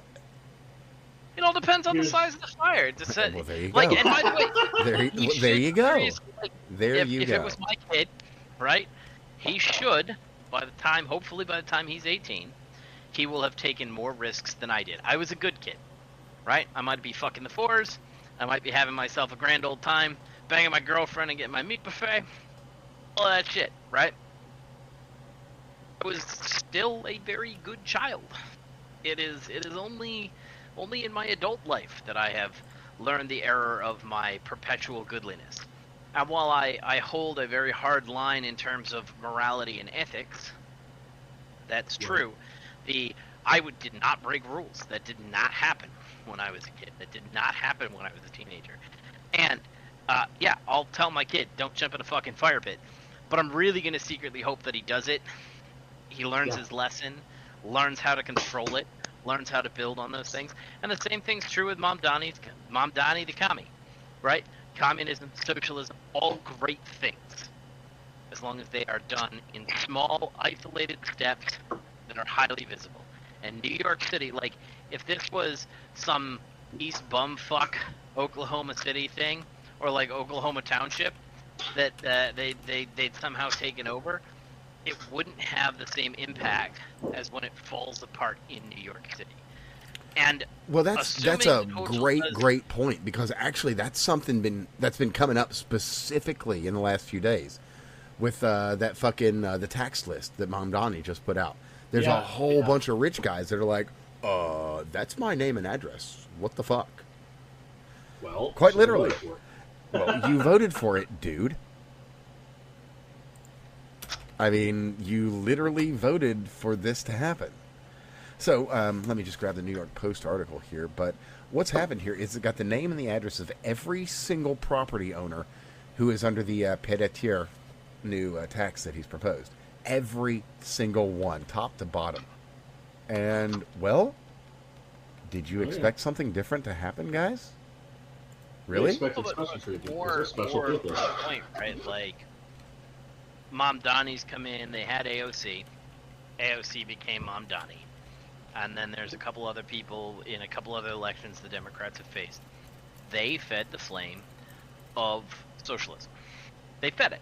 They said that there's economic inequality, here's racialism, here's all this other shit.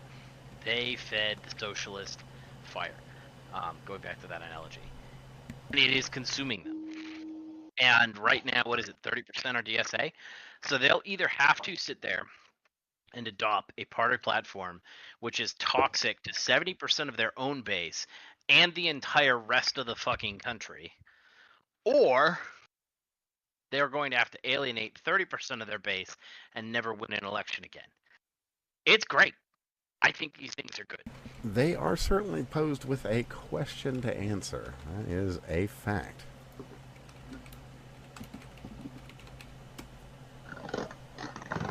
And, well, you know, that's, Well, you get what you get. We are well past when I need to be off. Fair enough. Fair enough. It is the midnight hour, the witching hour, as they say. So I will give you until 1:30, and then I'm going to have to drop right down in there. I've got one for you. You may not have seen this one, and well, we are talking about people being slick and pulling moves, so this fits. And in this case, it's a double whammy. So, out of Pennsylvania, ICE sent out a notice to a bunch of CDL holders through the DMV that they would need to renew their CDLs. And, you know where I'm going. And so they went. And, well, it would appear that the CDL was, that they were renewing wasn't entirely valid, and they got arrested because they were illegals. With illegal CDLs. But of course they were. But I will say, it's good to see. Real good to see. I've got a little video. Rarely am I thrilled to see my tax dollars doing anything, because I think I shouldn't have them in the first place. Mm-hmm. This is one of those times where they are using my taxes to do something wholly appropriately. Like I am happy to see them doing their fucking job. I actually voted for this, yes. Now, unfortunately, the other thing you voted for is, well, we'll scroll back just a little bit because it's worthwhile, and then we'll get to a little bit more current update because also worthwhile. So, as of the 30th, they tried to bring up the Save America Act again, and it got struck down 48-50 because of the usual suspects: Tom Tillis, Lisa Murkowski, Mitch, who is totally fucking alive, McConnell, and Susan Connell. So, all right, interesting. Anyway, in the more recent, fuck each and every one of these people. Yes. Mm-hmm. But in the more recent days, well, what's happened is they got their 50. All right, have they got done what? anything with it? They got the 50 votes. Have they actually used them? They've had 50. Has there been a Well, no, they haven't actually had 50 did they votes do the because, votes? for one, they wouldn't bring it up. Hold on. They've had the 50 votes. They've had a majority. They've No. had the highest they've gotten up to is 53. No, the highest they've gotten up to was 48. And that's just the way it is. That's as far as they had managed to get. Because it... Now, a lot of people said that they would do this or do that. They would support it. They would be behind it. But at the end of the day, 46. They didn't fucking do it? Exactly that. They did not. Okay. So... Because I thought... So my understanding was the real problem was that in the Senate, they have, in order to shut down the filibuster, they have a 60-vote threshold. And while they had 53 votes, they didn't have the 60 votes. And so they couldn't shut down the filibuster. And so the Senate, being filled with the incompetent pieces of shit that have filled all of Congress for the last 30 years and not done their job, they decided to implement a non-speaking filibuster on this particular issue. So instead of making the people who want to filibuster it actually do a filibuster, they just said, yeah, we'll just know that you're protesting in absentia. And that was what they were doing, which was okay. If they're gonna do little baby hands bullshit in Congress, can't we just go ahead and let them do that in the hallway and have the chamber do its fucking job?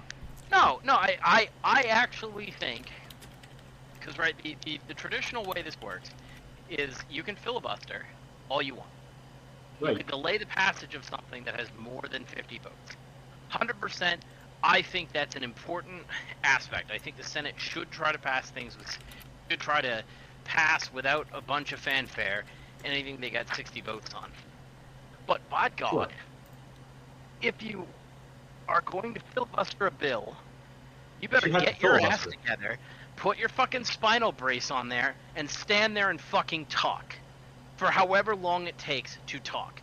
And at the conclusion of your opposition, there should have been a vote. So had they turned around and brought the Save America forward and not had this whole filibuster thing, they could have gotten through the filibuster, which is technically ongoing, and just basically sat there and said, yup, Congratulations, you've all had unlimited time to speak on this thing. Go pound sand, we're voting. And it would have been done 6 months ago. It would have required every Democrat or any Republican that opposes it to physically stand at the podium and make a goddamn speech. That's what I mean when I say if they're gonna fucking do it, and they're gonna be like that, then just do it in the fucking hallway. No. If your filibuster amounts to holding your breath, then it doesn't fucking count. If you're gonna sit there and filibuster, they actually have to physically speak, right? That's what I'm talking about. I'm saying that's got to be the standard. We're agreeing here. That has to be the standard. Sit there and speak. If your filibuster amounts to holding your breath and pouting, do that in the hallway. Right, and if you're not, you need to actually have a filibuster. Like, I do not. The problem was not that they didn't have the votes. The problem was that they wanted to do this non-verbal filibuster. They're like, oh, well, we don't have the votes. So instead of sitting filibuster, fuck off. Right. Like, Rand Paul did his filibuster speech. Fuck it. Sit there and read War and Peace or something. Yeah. Whatever it is. Read the U.S. Constitution. You read the phone books from each state, starting from A. What it is. I don't care what it is. You need to get up there. Do your fucking job. Delay the process. You need to do your fucking job. If you are the funniest one would be do your taxes out loud. If you're opposed, it doesn't matter. It doesn't matter what it is, right? Like, and people might say, oh, well, that's silly. Yes, it is, but that's the point, right? The point. At the conclusion of all of that fanfare, they can then vote, and a majority will pass. That is my understanding of the Senate rules. But then they just implemented this non-speaking filibuster, and that shit pisses me off. Like, so part of the issue is you need to have some skin in the game. And by the way that you get around that whole filibuster component is that you turn around and you take the housing bill, which had bipartisan support at like 80% of the vote, right? And you say that's on the docket behind it. We don't get to vote on it until you finish your filibuster and we have our vote. Go have your filibuster. Take as long as you want. Delay this bill as long as you want, and it will be public. And that would end that whole entire debate. Yeah, you'd have some people get up there and filibuster. And yeah, you'd have the Democrats saying, oh, we don't support this, yada, yada, yada. Great. It would be over, and it would be done. None of this, 50 votes. I'm pretty sure they had 53 votes. In fact, I think he has said that they have it multiple times, and that they're just holding the rule on the filibuster. With the filibuster, the issue there isn't necessarily that, it's the how many votes it takes afterwards. It's that you can interrupt the filibuster, and you can basically have a supermajority of the chamber vote to end whatever filibuster is going on. And that's the thing that they're talking about, whether or not to lower the amount of votes for every time they talk about getting rid of the filibuster. It's like, if you have a simple majority to get rid of the filibuster, to basically to end the filibuster if someone's yakking too long, then it's very easy to do one-party control in the chamber. And that's what Democrats want to do. That'll prevent a senator from, say a Republican senator, from ending their steamroll on passing a bunch of bullshit bills like they did under Obama. That, like with Obama and then to a certain extent with Biden, when they were able to just kind of ram shit through. If we're talking about bullshit bills, we really need to dial in on that because... that's the thing. That's the thing is that Obama had... Now, to be fair, at least he signed his own bills.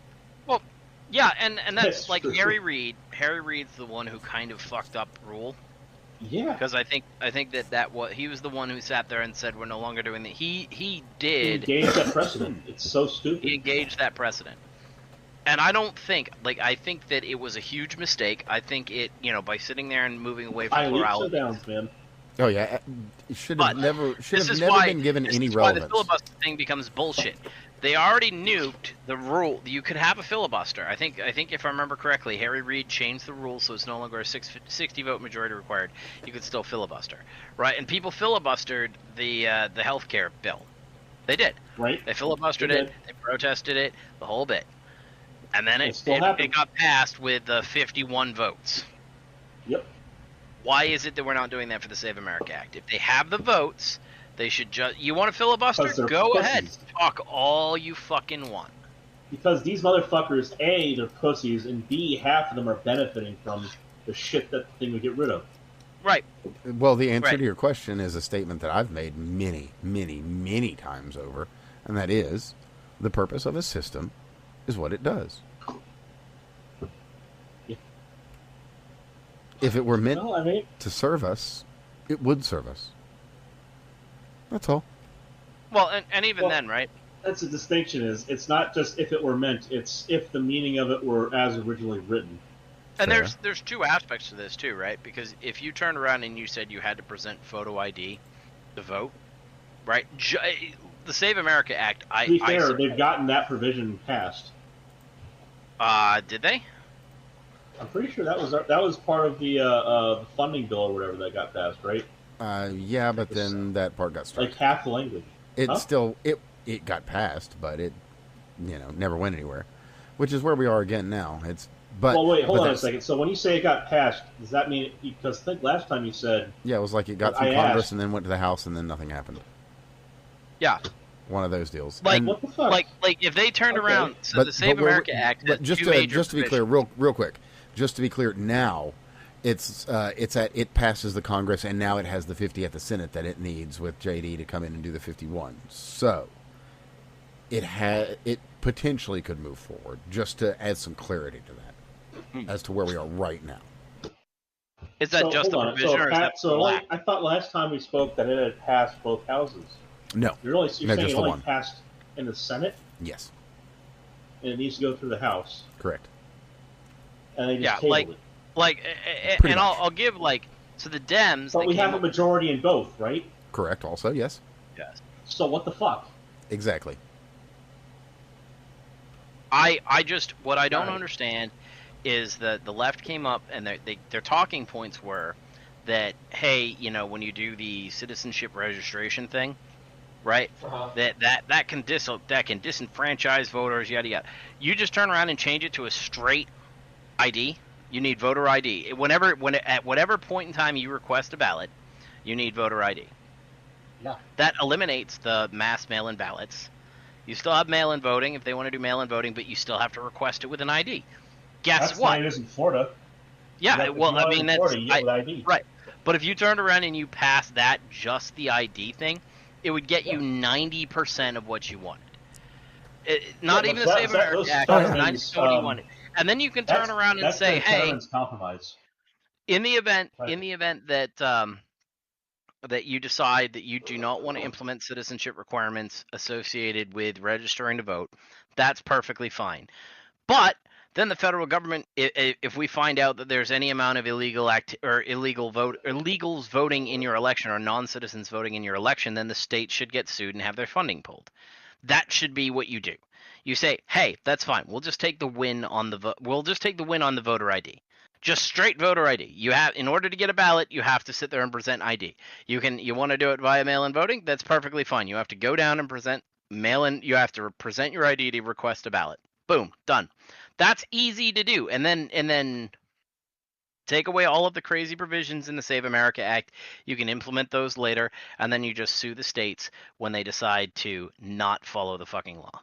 That's all you got to do. But they didn't do that. They decided to be dumb. And they're always fucking dumb on basic shit rather than sitting there and solving the actual problem. And I agree with you, Evan. The system is what it does. Right? Or the purpose of the system is what it does. All of that's correct. Because time and time again, they take the dumb option when they shouldn't be. Yep. To say the least, even. It's not one problem that they could solve.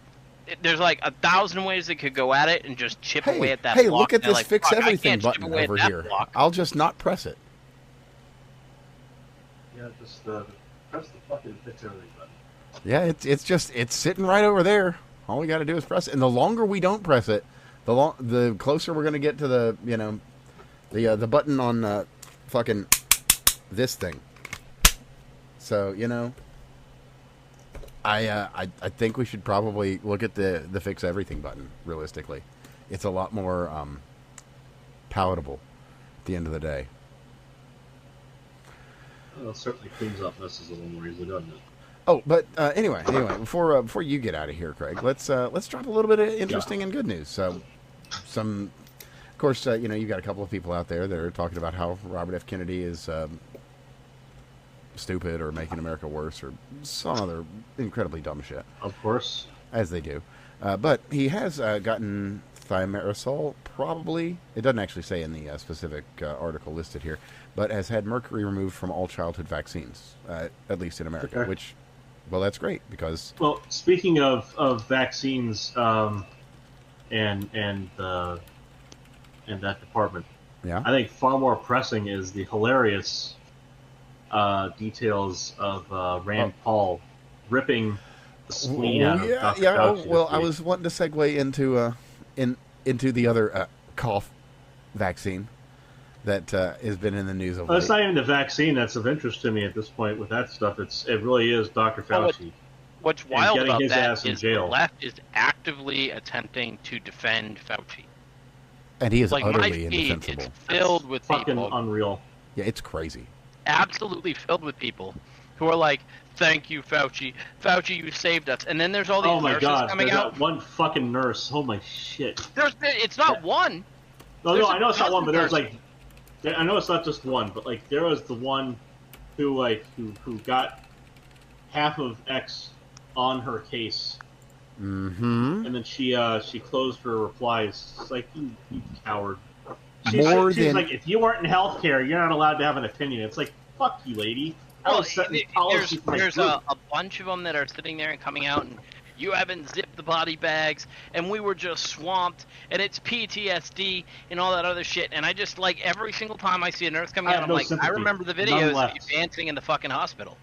I remember that hospital being empty. That's the thing is that it was so for the non-essential procedures areas. Like let me put it like this: cancer is so an oncology department is necessary, but they are not.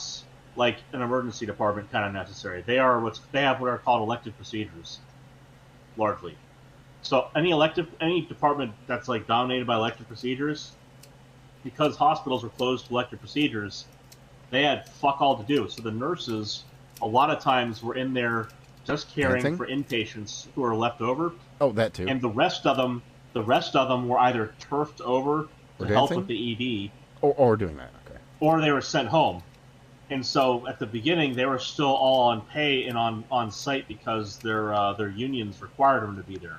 Oh. They get a minimum amount of hours. Oh, okay. So they were doing the TikTok dances to try and earn some extra income. Well, that makes sense. No.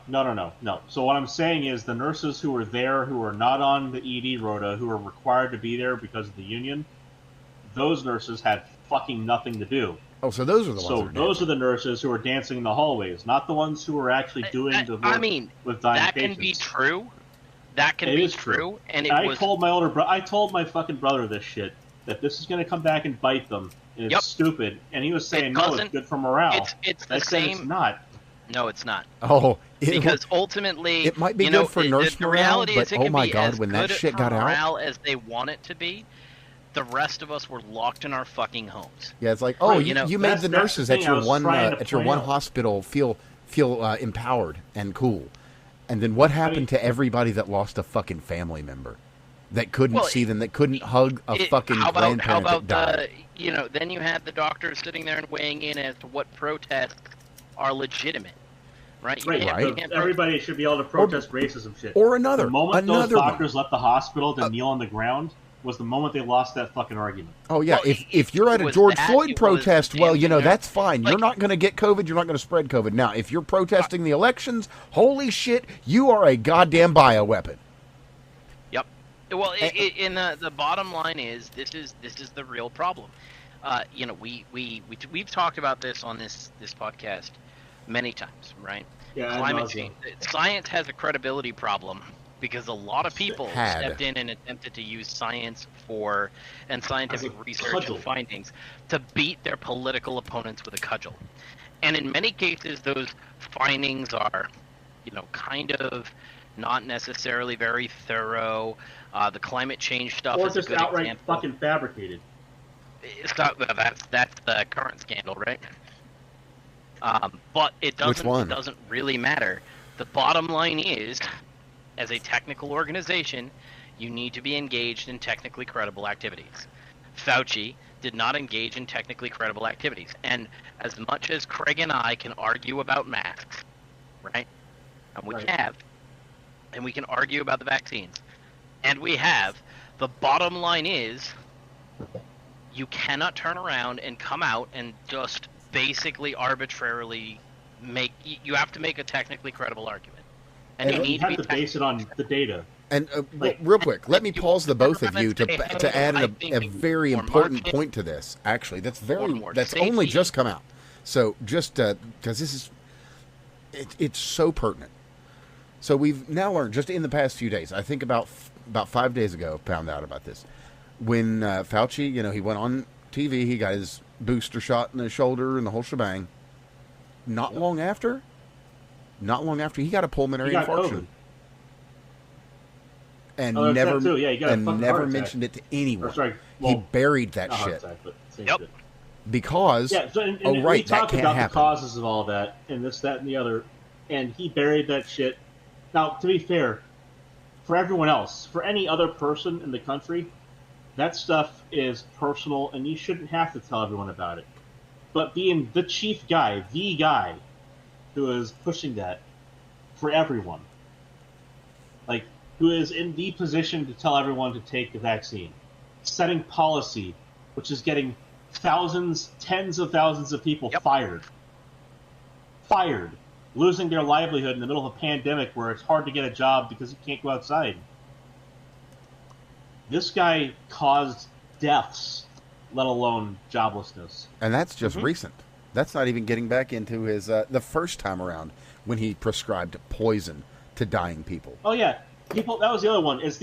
I saw someone try to bring up the fact that he was out there. He was a good man. He gave AZT to dying people. No, he gave poison to dying people, so they died faster. During the AIDS crisis. And I kept thinking to myself, this is the guy from the movie they made about the AIDS crisis who was the bad guy. This is the guy who was literally the fucking bad guy in the movie about AIDS. It's crazy to me. It just sits every time I think about it. This guy is at a microcosm. He is the equivalent of Tedros. The thinly veiled documentary about AIDS, you mean to say? Yeah.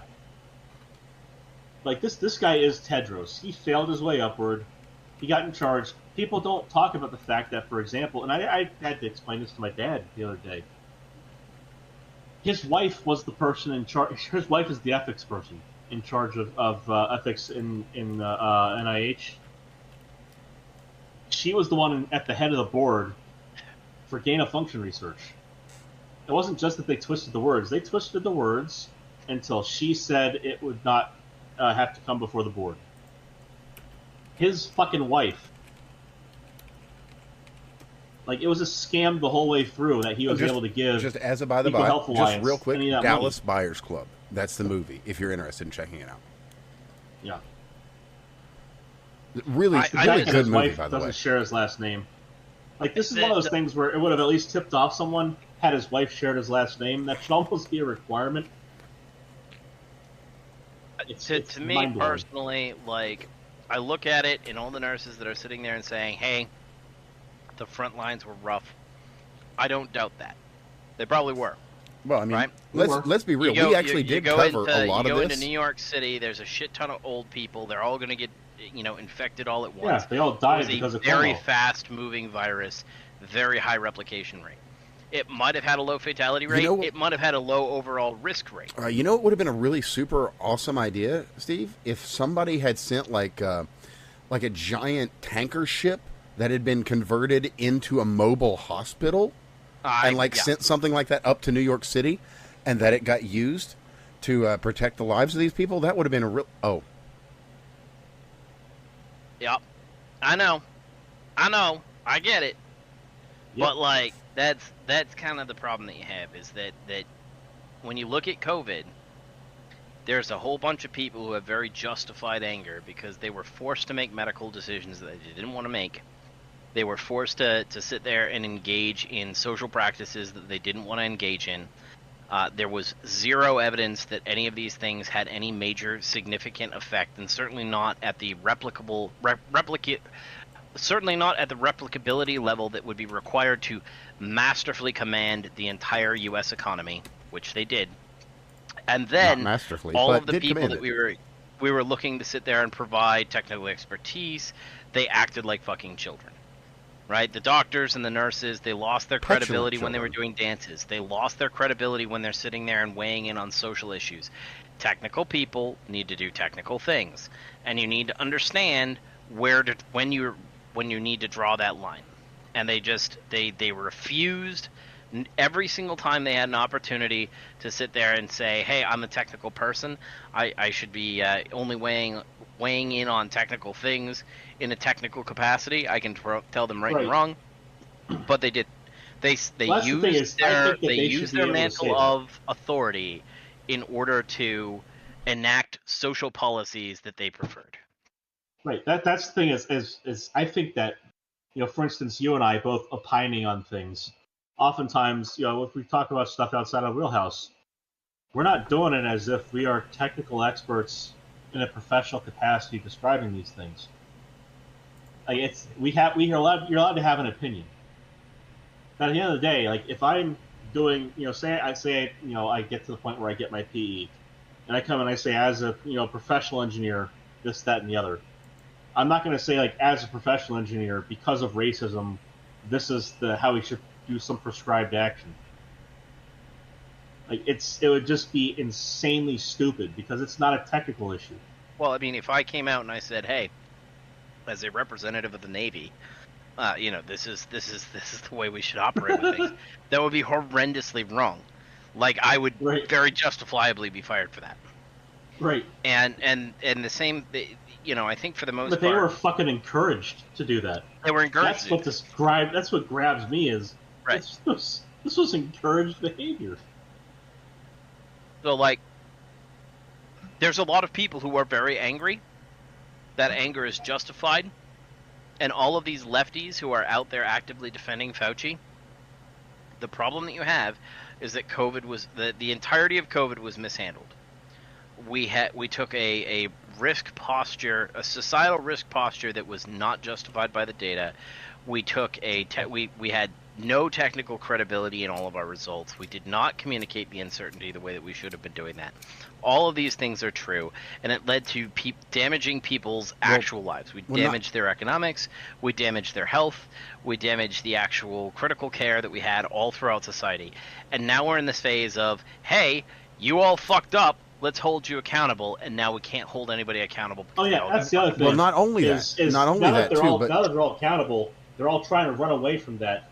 Hey guys, can't we? We're just forget the last 2 years. Well, exactly that. That's one of the points that I wanted to make. But not just that they're running away from it, but that we're now finding hard evidence, written down things. Like actual records. The very stuff we were reporting on, we now have hard evidence to say yes, this is exactly what happened. Like the fact that we now know that CDC, they knew of the adverse effects, what all they could be, how bad they were, the fact that it affected their own. But not only that. That's the thing. Is speaking of technical again, adverse events, adverse effects, these are not side effects. They're just coincident. But oddly enough, in the same way where we talked about the numbers and we debated back and forth as to how many of them were actually dying from COVID, adverse effects are coincident in the same way that a motorcycle accident was coincident with a COVID death. Well, maybe, but that's not even necessarily the point that I was getting to. It's that I behind the scenes, Fauci and all these people, they knew the truth of this, that it was a bioweapon that was... that as a lab leak. Might as well. I'll just lay it out real quick on the timeline because it's worth doing every time. So, SARS happens in the Middle East. Those samples MERS. whatever. Anyway, the respiratory disease outbreaks happens, I think it was in Saudi Arabia. I can't remember exactly, but it happens in the Middle East. And it's in the 10s or 12s, I think. I can't remember exactly. Anyway. Yeah, thereabouts. So that happens. Samples are taken. They come back to American labs. Probably go to other labs. Let's be real. But they come back to American labs. They come to be fully understood. Once they're fully understood, they start fiddling with it. And I don't know to what extent. Nobody really does because most of those records have been destroyed, unsurprisingly. Anyway, it gets fiddled with, and then it gets stolen, cough, to Canada. And in Canada, it gets fiddled with further, and then gets stolen, cough, to Wuhan, where it gets fiddled with extensively. And somehow, during this whole process, EcoHealth Alliance is funding all of this using taxpayer dollars. We're paying for it. Yes. So to be fair, right, when it comes to COVID, I believe the actual official thing, even with the documentation that we found with his diary, is that the exact source and cause is unknown. But according to Fauci's diary, they knew yes. at the time that the lab leak hypothesis was entirely plausible. Oh, well, yeah. Not only plausible, Right? the most like likely. they didn't know for a fact that that's where it came from. Not just possible and not just plausible, but of the theories that were out there, the number one theory. Yeah, the intelligence community was in agreement. Basically, this came from a lab. Oh, really? Yeah, I didn't see that. I thought the working theory was a lab leak. Yeah, that has also come out. The stuff I'd seen on the diary, like again, Oh I yeah, haven't read the this isn't document. in the diary. This is other documents that have come out too since, Got but it, they okay. corroborate all that. Right. Like we saw this. We mentioned this in the show before, that it had been confirmed that the lab leak theory was like the theory. And that's from other documents, other sources. And then we've since learned that theory was quashed. Unsurprisingly. Yeah. I mean, it's what we reported on at the time, but back then, we were crazy conspiracy guys. So. Well, that's one of those things where clogged us with medical And by the way, I touched on this earlier in the show. Well, I think before the show, right? I was talking about Trump and how he kind of pisses me off, right? Right. Yeah. I'm at like 80% of what Trump has done. He's like 80% of where I think we should be policy-wise. I have quibbles about how hard or lack of how hard he has gone after immigration. I think that I think that another qualm that I have is that he's not actually respecting the government. And I get it. I get his position on it. I get that people have just basically given him a hard time all the time, so why should he respect them? But ultimately, I don't think that he acts in a very presidential manner. And I don't mean in the fake politician niceness. I mean in the respecting the office. Right? And I think there's value in that. But when it comes to, I think the real defining line is when it comes to something like the Iran war, there could be a variety of different pieces of intelligence that we will never be able to see because it reveals sources and methods. And we have to be okay with that. But his entire, this is why we need to go into Iran, was basically a trust me bro. And at this point, there's no trust me bro left. Because the government has been constructing narratives about what the truth is, even when those narratives are contrary to the information they have in their possession. So like the COVID case is a perfect example where they knew the lab leak was plausible, and instead of saying, yup, we think it might have been a lab leak in Wuhan, and I'm sure there would have been diplomatic damage as a result of that, right? But guess what? If the entire world banded together and held China accountable, that would be a really great world to be in. Well, speaking of that specifically, and speaking of repercussions, so international incident kind of level stuff, Australia said we're thinking about investigating on the basis of Wuhan being the source. We're thinking about suing China for the damage they've caused. Immediately, China said, we're not going to buy any of your grain. Isn't that That was the peculiar? response. Was immediate and like What a damaging. normal thing to say. Right, Right. and that could be true. But if the U.S. But had what come out I'm and saying said- is like you're not incorrect in that Trump should have gone down that road, because you're right. Australia, having their significant dependence on China, having the balls to say that should have been a wake up call that Trump should have backed them up. Well, if the U.S. we had would come out certainly and be said happy we have buying two them. competing theories, one is a spillover event or a zoonotic spillover event, that's possible. But we also have enough information to suggest that a lab leak is possible, and it's basically China mishandled it. Oh, just as a by the by, Steve. If they Just so came that, out just and said that, because I happened to be looking at it just China this could have moment been ago. mad all they wanted, but they turned their ships around. All of their goods that they were going to sell to us, they turned their ships around and they reclaimed them. And guess what? If we turned around and said, yeah, we think China might actually be responsible for the entire economic damage of what everybody's saying, yeah, sure, they might not buy all the grain from Australia. That's okay. Yeah, so. We don't need them in the global market. And if they're not going to buy the grain from Australia, we just won't buy shit from them at all. And we won't sell to them. We could And during the freeze entire them out period just of the same time as that Russia's the been pandemic is frozen out. going on, we're going to sit there and embargo every ship of oil that they're going to receive, because globally they need to be cut off. That is a very different world had that been done back in 2020. Oh, and speaking of 2020, the point I was wanting to make, because not only have other sources validated this, but also reading from Fauci's diary, January, I believe this was 19th or 20th, is that we now know that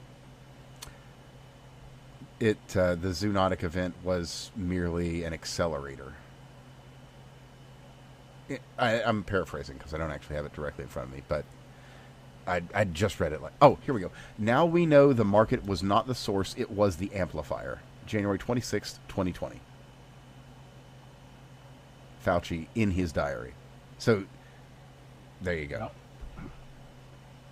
Early days even. January. Like, that's, there you go. The man himself. Well, and that's kind of the thing, right? Like, again, we're going to preserve the world diplomatic stage rather than just point the finger and try to come through direct causality. It's causing us to not trust the government because we know that they're sitting there and keeping shit hidden. Steve, the sky's green. Because it's what are you talking diplomatically inconvenient. And, oh yeah, by the way, on top of sitting there and keeping shit hidden, we're not able to get actual resolution. We're not able to solve the underlying problems. Well, yeah, but Eurasia has always been at war with Oceania, Steve. Didn't you know that? I get it, but that's my critique of the Trump administration. Well, that's fine, and I'll see you at the place where there's no darkness. God, that's so fucking dark. Let's lighten the mood a little bit. Jesus. Okay, so some good news from Cracker Barrel. Aside from, everything that we have reported on, the rollback of the revamp and the reinstituting the Americana style, on top of also putting the money into getting the food fresh again as opposed to frozen, and looking into new and appropriate menu items, Julie Fells Messino has stepped down. And if that name doesn't quite ring a bell, it's because, didn't get reported a whole lot, but she's the one. The lady we reported on that made it all happen. So a little bit of a nice little silver lining there. So I'm sure they've got, room at Jaguar for her. But, hey, at least we'll be able to get some Americana-style foods. All right, gents. I'm going to have to go. You are. You're going to have to go and get some Good night. bacon and eggs at Cracker Barrel in the morning. Anyway, take it easy, man. Good night, guys. It doesn't surprise me. It's been what, how long ago was that whole entire scandal? That was, Oh, goodness, about a year. Yeah. That's about right. No. So they got to see, Oh, to shit. see not only the quarter of the back. It's Yeah, no. Actually, just about a year. Just Yep, shy. that's about right. Yeah, it looks like it was July, August. So yeah. Yeah, we're at just about a year out. I'm kind of So like surprised you, that. you got to figure whatever her decisions were, the public backlash, and then you got to see the quarters afterward. You know, the initial quarter is going to be okay. Well, hey, PR issue, yada yada yada. We'll deal with that. Let's take a look at 2 or 3 quarters. So basically, we now have the long term rather than the short term market data, and the board said, "Yep, you fucked up." Yeah, to put it in just the plainest of terms, yes, absolutely. It well, corporations move quickly and slowly, so it is what it is. I mean, it wasn't quite big enough to require an immediate. You've got to sacrifice yourself, but at the end of the day, it was big enough that you fucked up and you've got to go. And Well, it wasn't the reaction, right? Like, there's going to be 2 aspects. They spent a ton of money doing the renovation. yes, The argument was that it will expand market access, and of course, none of those the things other happened. thing mentioned, the making the food in the morning, freezing it for the day, that is efficient. That is a fast and efficient way of doing your business as a food service place. It's Yes. never going to taste fresh ever again. But Was that an aspect of what they were doing? Oh yeah. That was another part of it. That was the first thing, and people started noticing it. And then once they went for the kind of the branding shift with the new logo and the modernized stores, that was when it was like, okay, look, you changed the food, and that was not great. But now you're changing the whole aesthetic, and straw that broke the camel's back, or in this case, big ass log that broke the camel's back. But still, point stands. I didn't realize that they had decided to do that. That's a terrible choice. Oh, it is. They made And by every the way, choice wrong. They are not the first restaurant chain to make that exact decision, and it has never worked well for any restaurant chain that does it. No, no, it hasn't. I think Olive Garden made that choice, and they almost went completely culturally irrelevant. Red Lobster made that choice. They did become culturally irrelevant. Yeah, as a matter of fact, they were only saved by someone else's cultural relevance.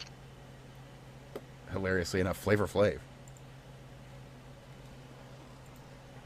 So, like, there are a lot of places that have made the choice to, like, freeze their stuff, bring it back. I can tell you, there's a restaurant I went to, and they made it right? Like, they made it right. They're trying a new thing. For those who happen to be in New Hampshire, it's Newick's. It's my wife's favorite seafood place. It's very expensive. It's not like a fancy place. It's just actual seafood places that cater to the seafood market tend to be crazy expensive. It's not like they used Seafood's to be. not super cheap. No, I've got an actual nice to seafood place here in town, and it's not like the fanciest place in the world. The seafood just isn't really all that cheap. Just isn't. No. Not for Now, it good, used to fresh be, seafood. though, like, when I was growing up in Marblehead, and, like, it's a harbor town, right, so we didn't have to pay the premium for it. But it wasn't so bad, and I think my first girlfriend there, I took her and her mother out to Red Lobster at the time, because that's where her mother wanted to go. It was like an act of goodwill. Hey, I'm dating your daughter. Probably going to be banging the shit out of her. Will you kindly look favorably upon me if I treat you to dinner? And I think it was like the all-you-can-eat shrimp or one of the Red Lobster specials. I can't remember what it was. And that was even, like, at the time, that was like $80. I remember that. I was crying on the inside, paying that money. But it wasn't, like, that's not terribly expensive. Or it might have been all-you-can-eat lobster, because I think they used to do, like, all-you-can-eat lobster. And we did that. And it was like $80 at the time. Now it's crazy expensive. I think I spent $80 at Newick's, and I got a boiled.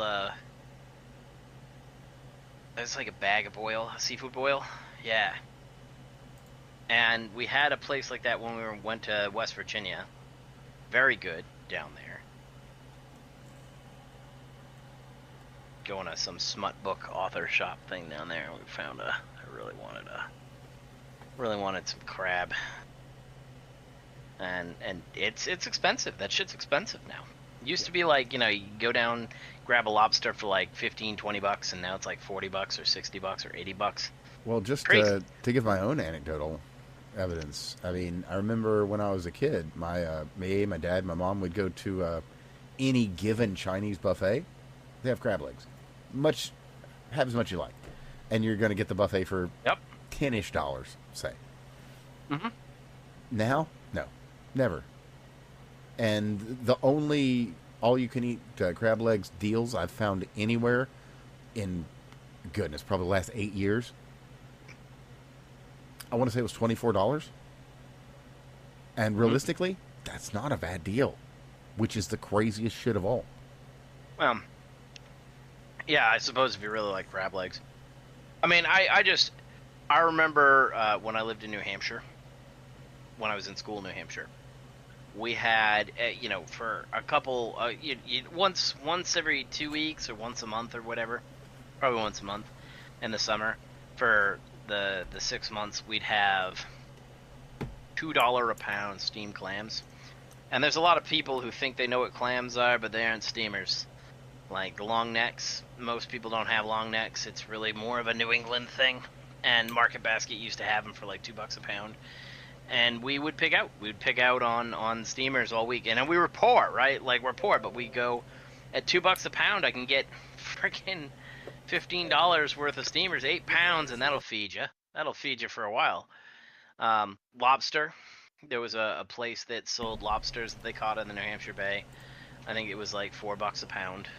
Now on sale, there's like out here where I'm at, which is New York, right? Granted, I'm not right on the coast anymore, but it's still on sale for the one summer sale where they have lobster. It's like $8-9 a pound. That would have been an unthinkable price, 20 years ago. Yeah. No, prices on just food in general have gotten completely crazy. It's just ridiculous. I mean, any given meat, from chicken to pork, beef, fish, shellfish, whatever, it's all. That's really where you can see the inflation, honestly, is in food. Like a burger, from my understanding, is the best. The Big Mac, as a matter of fact, is the real peg of inflation. Because if you look at the price of a Big Mac in 2004... No, I disagree with that, actually. The problem that you have, like the Big Mac as an index was probably true from 1970 to about 2010. But somewhere in 2010, McDonald's decided that they were going to aim for the higher end market, and so they were going to aim. What was it? They had who was eating their lunch? I think Wendy's was eating their lunch a little bit. Five Guys was absolutely devouring their lunch as a burger place, and so they were getting kind of sick and tired of their reputation. So they decided to lean into fresh, never frozen patties. They started actively and intentionally raising their prices, and this was before COVID. This was before any of that other stuff. So this is absolutely the Big Mac is not a good index of inflation anymore. I don't know. That might actually kind of tie in, because that is, well, no, fair point. But either way, I mean, we can look at the price of it today as compared to its price. Okay, maybe we need to go with the Whopper index then in that case. You can go with a Whopper. I mean, there's, if you want benchmark foods. So the other problem that you have right now is beef is at an all-time high, or it was last year. I think it's come down quite a bit actually. Huh. Well, it's not. I have a ridiculous piece of news. What's that? Well, since I figured I'd check and see if there is an official Whopper index, it appears that there is, just as a by the by. But they actually seem to give a fuck about their customers and are stepping up where McDonald's isn't. And they've rolled out a Whopper guarantee. So if your Whopper isn't up to standard, they'll give you another one. Well, I wouldn't put it as McDonald's doesn't care about their customers, right? I'm being hyperbolic, obviously, but yeah. It speaks better to the corporate mindset of the people at Burger King than it does to McDonald's. And to be fair, McDonald's does, even with all their foibles and pitfalls, they're still the market leader. So they are. They're sitting on their high horse like Bud Light was until things happened. So McDonald's tried to transition their image from grab and go fare to something higher end, and they ended up seeing sales decrease. So I think that they actually, because they made a lot of changes to their logistical supply chain to get there, they've actually chosen to keep that. They've just decided to start lowering their prices. Now that was started about a year ago, but now they're back onto talking about the value meal or the value menu and all of these other things. So they're different markets, right? The Burger King and McDonald's used to be the same kind of market, but they are actually different markets now. McDonald's is going for value burgers. Wendy's is going for fast and fresh. I think the market I don't know what Burger King's market is. Honestly, I think they've leaned more into the ghetto than anything else. I think they've gone into a racialized burger thing. I don't know if I'd really say that. That has been my experience with them. Then again, I don't eat fast food never, so, you take that with a grain of salt. But that said, you are right. They did bring back the value menu. Not a $1 value menu, unfortunately, but it's... No, it is the under $3 value menu. So, they're trying. Yeah, they are trying. And that was like, for a while, their value menu was like $5. That was... They did cut prices. They have sat there and changed their logistical supply chain. McDonald's is trying. Well, they have to. Realistically, if you want to survive in the current marketplace, you're going to have to adapt to it. And if you can't, well, you'll get a bailout because that's how we work here in America or something. Nobody's gonna sit there and go to McDonald's and go, "Oh my God, let's go to McDonald's. It's a treat." I do like their fries. I do like their shakes. But nobody's going to sit there and say, "Oh my God, I need a McDonald's." Well, there are times that you crave a McDonald's burger, but it's not because it's a good burger. It's because you want a shitty fucking burger. See, I don't run into this with Steak and Shake because I crave a nice throwback burger. Because realistically, their burgers aren't shitty. They remind me of a place that isn't even open here anymore. Just a little local place that would just do fresh burgers. So it's... I have not had Steak and Shake. Very throwback. We don't have any. Very old school. Would be the best way I could describe their food and the experience there. It's it doesn't have a corporate feel, if that makes sense. Like kind of how you would get from like a Wendy's, a McDonald's, a Burger King, even an Arby's for that matter. It now obviously this is a cultivated aesthetic that they've done. But they've done a really good job at it. Like it, how should I explain it? It doesn't feel fake. Have you been into any of the new Taco Bells?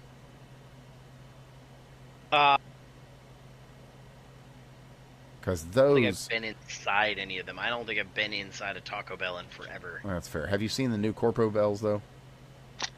Mm-hmm.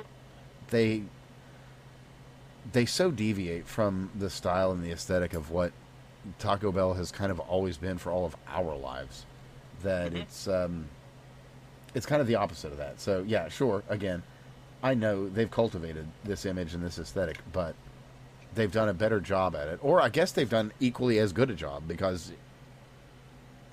maybe... fuck.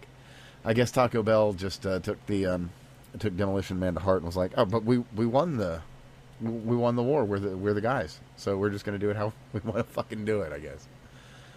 Well, I think corporate refreshes are a normal thing. like McDonald's. So like, and sometimes they win and sometimes they lose. So Oh, we were just if you talking about Cracker Barrel. well, Cracker Barrel's one. Another one that did it is Starbucks. So when Schultz came in and kind of started Starbucks and evolved Starbucks into the global giant that it was, that was because he went over to an Italian cafe, and what he they called it third space, right? Like you have your home, you have your work, and then you have third space, a place that you go and hang out and just kind of vibe at. And Starbucks was a third space area for a very, very long period of time. They kind of pioneered that market. It didn't exist outside of them. And then they saw, people kind of meandered away from that. They started going to drive-through, and they chased that trend, and they got rid of that third space mentality. And now the end result is that the last I checked, Starbucks was really losing a ton of market share in the coffee market, because if you're not doing third space, then you're just, a coffee bar that everybody and their brother can easily replicate with a little bit of hot water, right, and a couple syrups. And so McDonald's went after that same space, and McDonald's took it over with McCafe, but they did it at a fraction of the cost of Starbucks. So Starbucks kept its high prices, but they eliminated the space that justified those high prices, right? Now what is it? There's my wife sat there. We went to a place called Seven Brew. That's apparently eating Starbucks lunch because they've gotten entirely rid of the store or the vibe or anything else. It is a drive-through coffee place. Costs, I think it's like $2 million investment to buy one of those places. Oh, so like it's not you the can just franchise grab fee, one, but they plop have it to down, like you're good to cite go kind of it. deal, huh? What's that? One of those you can grab the thing. It's pre-manufactured, plop it down kind of deal. Kind of, yeah. Gotcha. We have something but, kind of like that here, but you'll have to pick your location. They'll have to, but it gets built to spec, and then you by the time you're done, it's like $2 million invested. The land, the permits, the structure, everything else. It's $2 million invested, and you make $300,000 to $400,000 a year, which is a very good ROI. Yeah, that's right? very solid. That's very solid.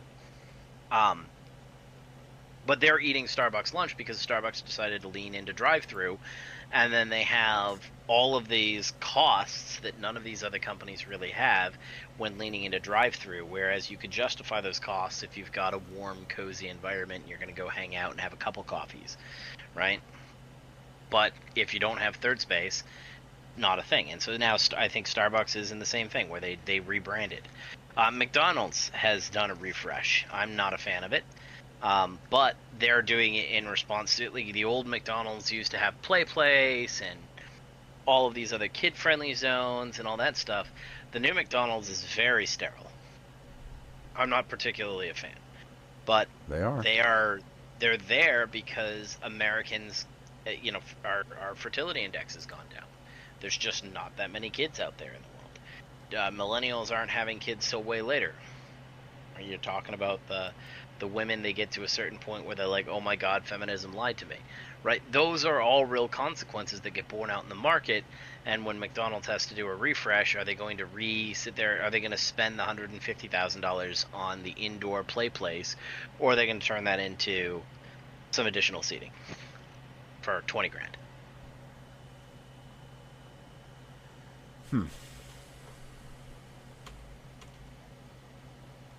Now, that doesn't mean that it can't go the other way. It just didn't.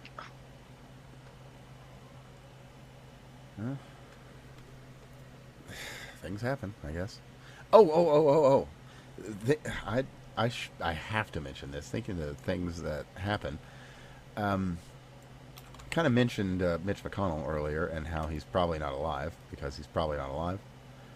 Anyway, looks like somebody was going over signatures, and we found ourselves a bit of a Biden auto pin kind of situation again. So, most recent signature on, I think it was the defense authorization bill, maybe? The one that they attached 219 to? Anyway, that, of course, it got passed, and his name was on there, but there's been a comparison, and the signature's not the same. I mean, by all accounts, he suffered a major health episode. To assume that the signatures are going to be the same between one and the other, that's not an indicator of being alive or not being alive. No, the no one having seen him in the interim time is a that's all separate. Indicator. It's this is just more on the pile. I think I don't know. Well, the reporting here is that his staff was found faking the signature. I can't find anything that says that he was actually that it was faked per se. Just that the signatures don't match. So I don't want to read too much into the reporting because there's not. Yeah, I wouldn't read too much into and that. It's also from Retard Decoder. So I'm not quoting CNN here. So I don't want to get too in depth into something that might not be 100%. That said, what I can say, signature is different. So yes, indeed. I guess make of that what you will. But that is something, at least. Now, what else? There's actually quite a lot that's happened. So, like we were talking about before the show, there's a couple of studies that are saying Viagra might be able to protect against the spread of cancers. So, we may dig into that a little later. Anyway, I'll throw the... Let's be very clear, that's a Craig-based thing. I think he just needs to feel better about himself.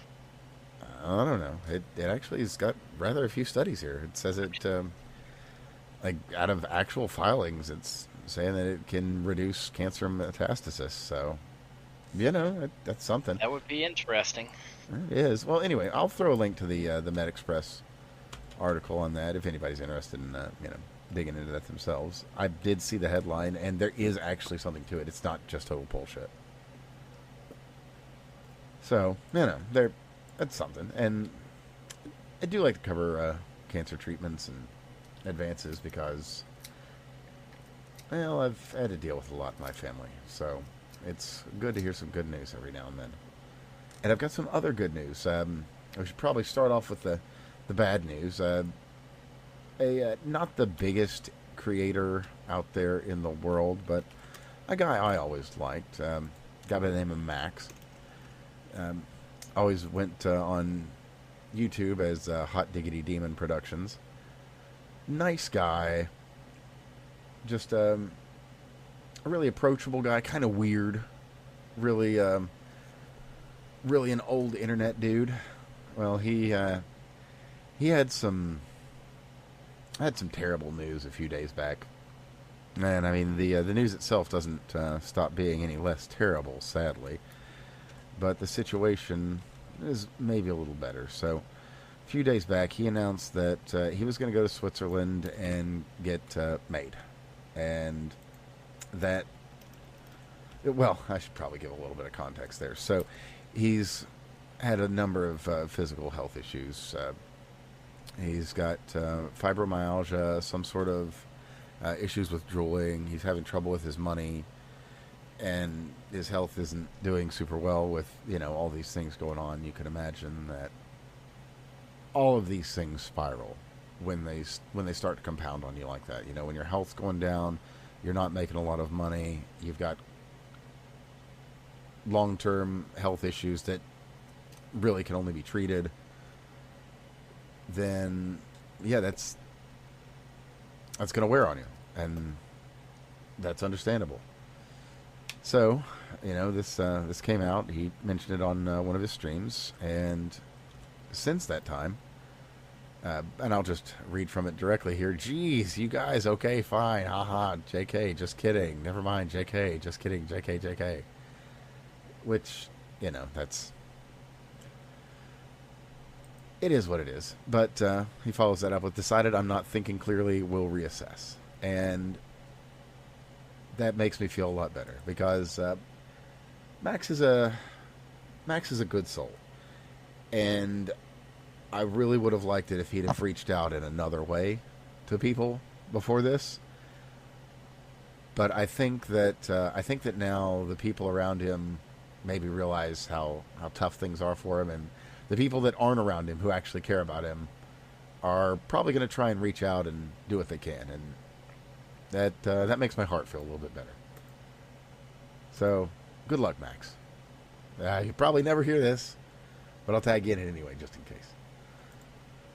So, let's see, what else? We got a really cool new feature out of Grok, actually. This is one I've been waiting on because I have had a couple of instances where it would just be super helpful, and they've added in video analysis. So it's going to be able to tear through whatever and break it down for you. That's it. That's the whole thing. Grok can now just do video analysis. So, you would process there, by the way, you go to Grok Imagine, upload the video, and say, hey, Grok, describe this to me, or what have you. Very straightforward, very simple, but a feature I've personally been hoping for a while, because very, very helpful. The only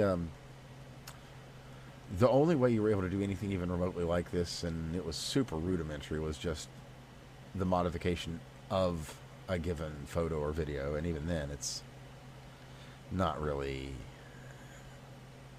you're not really getting anything out of it. You're just kind of iterating on it, and that's not entirely helpful. So, it is what it is.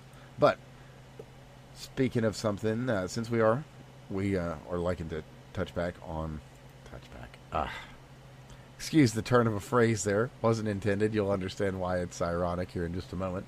So, the wrestling match between the girl and the actual girl, Kaylee Keeler against trans something or other. That, where was that occurred?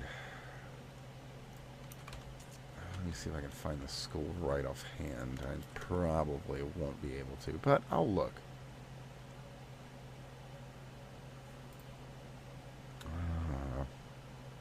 Crap. Can't remember which school it was. Well, either way, we reported on it before, but what had happened is you had an actual girl wrestling against a LARPing girl, we'll just say.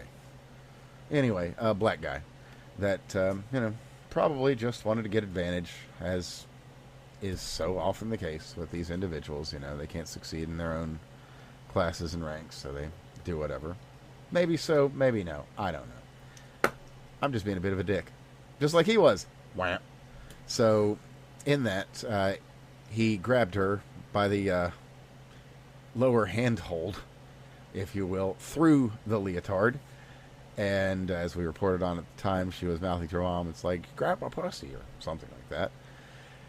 Anyway, this all happened. The principal and the athletic coordinator, they didn't say a damn word about it. Didn't say anything to the cops, to anybody. They tried to bury it, as we reported. But specifically, when they didn't mention anything to the police until the police were specifically brought in by the girl's parents. And now it's just official. So, there you go. Shouldn't surprise anyone, but the state of American education, I guess. Now, let's see. What else have we got here? There's the, there's a little bit of an update. And let's do the cool update first. So, Andy Ogles, representative, he's filed articles of impeachment that hopefully will be issued against Judge Allison Burroughs. This is the judge that blocked the ending of the TPS status that has been used and abused by Somalis for, a few years now. So, despite what the Supreme Court says, and what the President says, and what the law says, some fucking nobody judge out in the middle of nowhere can say, well, no, not today, Donald Trump, not today, Supreme Court, not today, American voter. So, I rather look forward to seeing some movement on this, and that she be impeached. And that so if I remember correctly, this is the Massachusetts judge? I believe so. And she did not. So it was not a case of her saying you can't do it. No, she just blocked it. She didn't block it. She did not. Okay. She deferred judgment to an unset period of time in the future. Oh, games. So she declined Right. to rule on it in the immediacy and essentially delayed the case. And because the case got delayed, that sat there, and it wasn't a nationwide injunction. I can't remember why it Let had me get this to up go to here. national It was impact, where she- Boniface versus Villena. Holding the act applied extraterritorially to torture and extrajudicial killings between aliens, and that Congress had authority to pass the act under Offense Clause of the U.S. Constitution. So she was, yeah, games. I'll throw a link to the transnational litigation blog here, which I don't know if it's the best, but you know, if you can read it with a discerning mind, it'll give you everything you need to know, because the data's there, even if they're obfuscating to a degree. Man.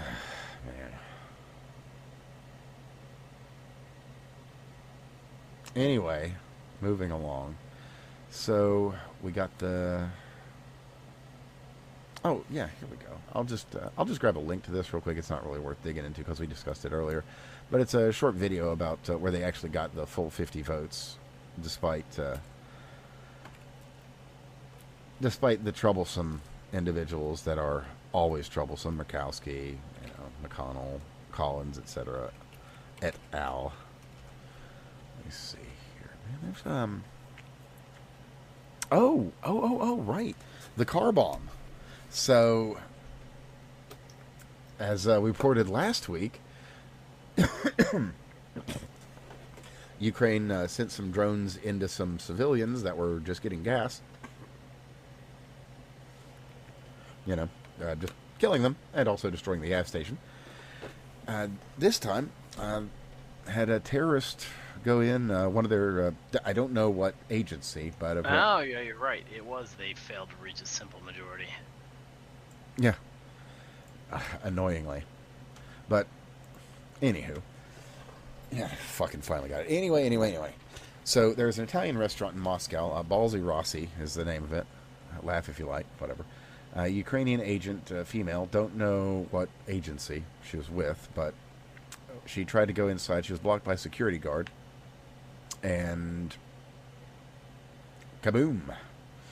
Don't know what exactly the IED was, whether it was a vest or a case or what have you, but it went up, and it was a proper deal. It was filled with plenty of shrapnel, ball bearings, nails.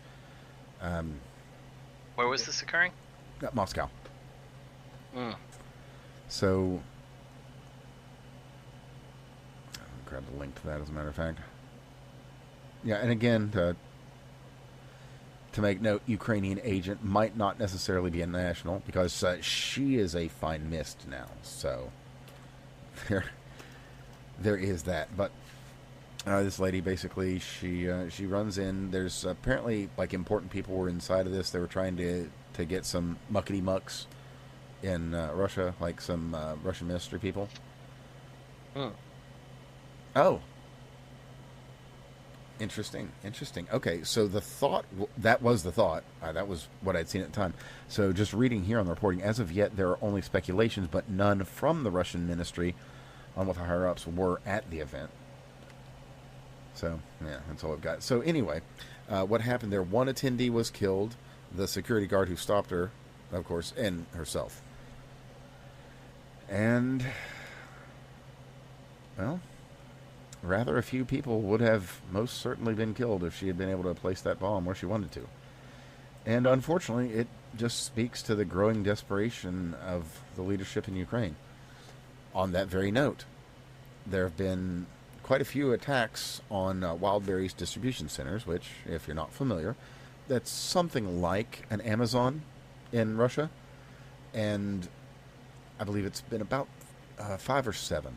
Don't quote me on that, but not a lot, but enough to be quite noteworthy.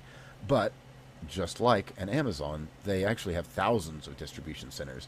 So, though these may have gotten a lot of airplay and make for excellent media because you see a giant warehouse burning, it's apparently, at least according to Russians, not really that big of a deal.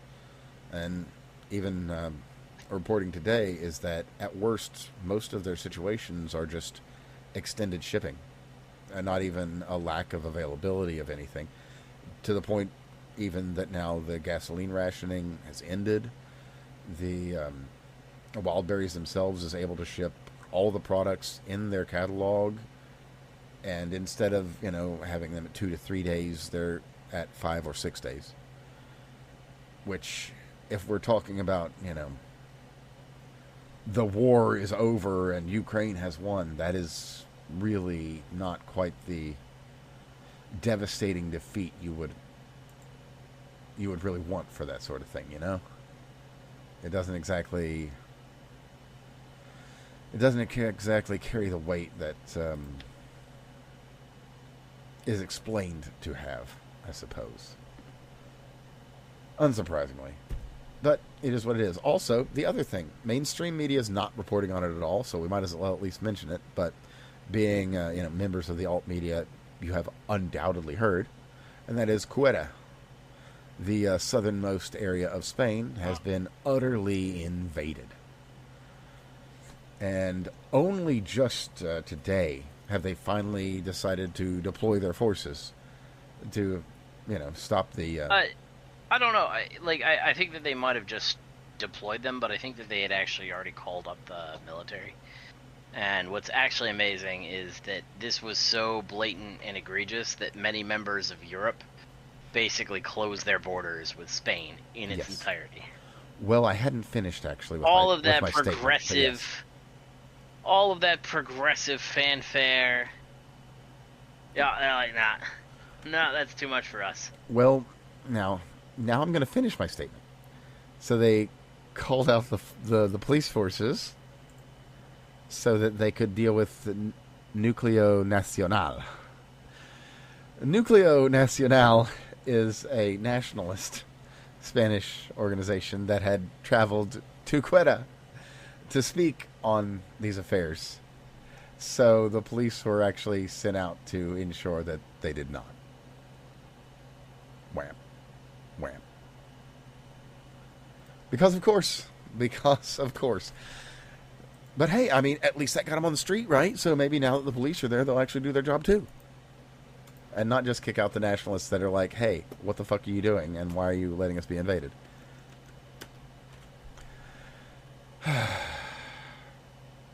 So there's an excellent statement that's been made. Men fleeing war bring their families. Men who go to war leave their families. And I'll let you watch the videos yourself of the individuals arriving in Spain. Anyhow, what have we got here? Let's dig back into Fauci. Just a fun little anecdote, actually, here out of Peter Navarro. So, according to him, in looks like about February of 2020, he had something over 1 million hydroxychloroquine tablets, which, if you'll remember our reporting, was showing to be quite helpful in aiding people in recovery. And as we've since learned, behind the scenes, they knew that it was quite helpful. Just the official narrative was different. Anyhow, he had over 1 million hydroxychloroquine tablets sitting and waiting for people in need that could have been used in the place of something like a remdesivir, which we have also since learned was, we'll just call it a modern AZT analog, especially in how it functioned. Because it certainly functioned. Certainly did. Anyway, so as we've learned from his diary, the March entries, as soon as that drug was basically made known by Donald Trump and, bringing it out like, hey, we've got this drug that I heard that it helps out with that. Just like so many other things that we reported on, like Heal Light, or I should say, the trademarked medical item and device called Heal Light. That is a real thing and does a very real thing and does it very well, actually, that we reported on at the time. Because Donald Trump says you can put a light in somebody and make the thing go away. Well, no, you can't, Donald. You can't do that, even if the thing is real and it exists and it does it very well and would probably be a completely adequate treatment for specifically this respiratory infection. Well, no, it doesn't work. Whatever. Well, hydroxychloroquine. He had to go and tell the world about it, and that means you can't have it. Now, as to why, well, there's an interesting clause in the way that emergency medicines are rolled out. And that clause is, as long as you don't have an extant functional treatment, well, you go right ahead. You roll out the experimental drug. So we can't have an extant functional treatment for this drug, which Fauci's companies had a hand in. Make of it all what you will. There's not anything specifically hard and fast, but by golly, there's a whole load of circumstantial evidence that this is all disgustingly tied at the hip. But again, as soon as hydroxychloroquine was made known to be safe and effective and a potential treatment for COVID, well, we can't have that. That's for horses and such. And there you go. Oh my, oh my. So, what else, man? What else? I haven't got a lot of other really big stories that are worth mentioning. Let's stick with the good news. How about? Because I've got a couple of good news, and we can use those as a good closer for the night. So, out of North Carolina, an incredibly sad tale. Irina Zarutska, whom we've spoken on numerous times, tragically slaughtered, just trying to live her life in a place away from danger and war by a feral animal that has also since been determined not to be so dangerous as to be destroyed, but to be held in a cage until such a time as it is not dangerous, I guess, or something. Well, anyway, Mayor Vi Lyles, she has finally done one right thing, and that is to step down. Because, of course, we weren't the only ones talking about this, never minding all the vile shit she's allowed to occur in that poor city. Anyway, she's gone, finally. And a long time coming. Glad to see it. Rest in peace, Irina. You deserved so much better. Oh, that's well, there's what's been making the rounds in the various media sources that I listen to is a study on male versus female brains and the empathy center in male versus female brains. In male brains, it goes off once an individual is convicted of wrongdoing, and so we are able to judge them. And in female brains, the empathy center remains active. I've seen what you're talking about, yeah. I haven't found the actual study myself, but that seems to be the general summary that we get. And it's made me think, in these kinds of cases where we have these recurrent criminals coming out, it's always the female judges. It's always the female, was it? Case in point, Amy Coney Barrett. She had a very good voting record right up until she started getting threatened. As soon as the threats started rolling in. That's slightly different than that study, but yes, it is. It's a corollary. It is a corollary. We see Dugan and the judge that then released Dugan. All of these people have this non-stop empathy thing, and in the case I think we're going to come to, or what I think is going to hopefully end up happening. I always struggle when people say, "Hey, we should repeal the 19th." I understand the sentiment. have been married for 20 years. Women and men are different. They are functionally different. Whether or not that means we should suppress half the population or not, I don't know if that's true. But what we are seeing is the damage that comes from infinite empathy all the time in all of these cases. And it usually ends up resulting in death and destruction everywhere you go. The upside is, now that we've identified why it occurs, which is the failure to be able to cease empathy, instead of sitting there and targeting the female population, maybe we can target that. Because there's going to be men who are in the same category. And I'd rather have all of the people who can't pass judgment be prevented from doing so. That's my take on it. Fair. The mayor retiring is a good thing, but that's not really the core problem. No, The core problem is that we have people who are in positions in which their job is to literally pass judgment, who are incapable of doing so, not because of whether by choice or by some secondary factor. But it seems to be biology. Seems to be, yeah. And if that's the case, then the appropriate response is to sit there and have a formal test in which individuals that need to be in a position where they pass judgment have the ability to be non-empathetic, need to be able to modulate their empathy. Yeah. It is requisite to justice. I would offer that an individual, let's say you have an individual whose empathy center is never on, is just as dangerous as an individual whose empathy center is always on. Fair. Fully a fair statement.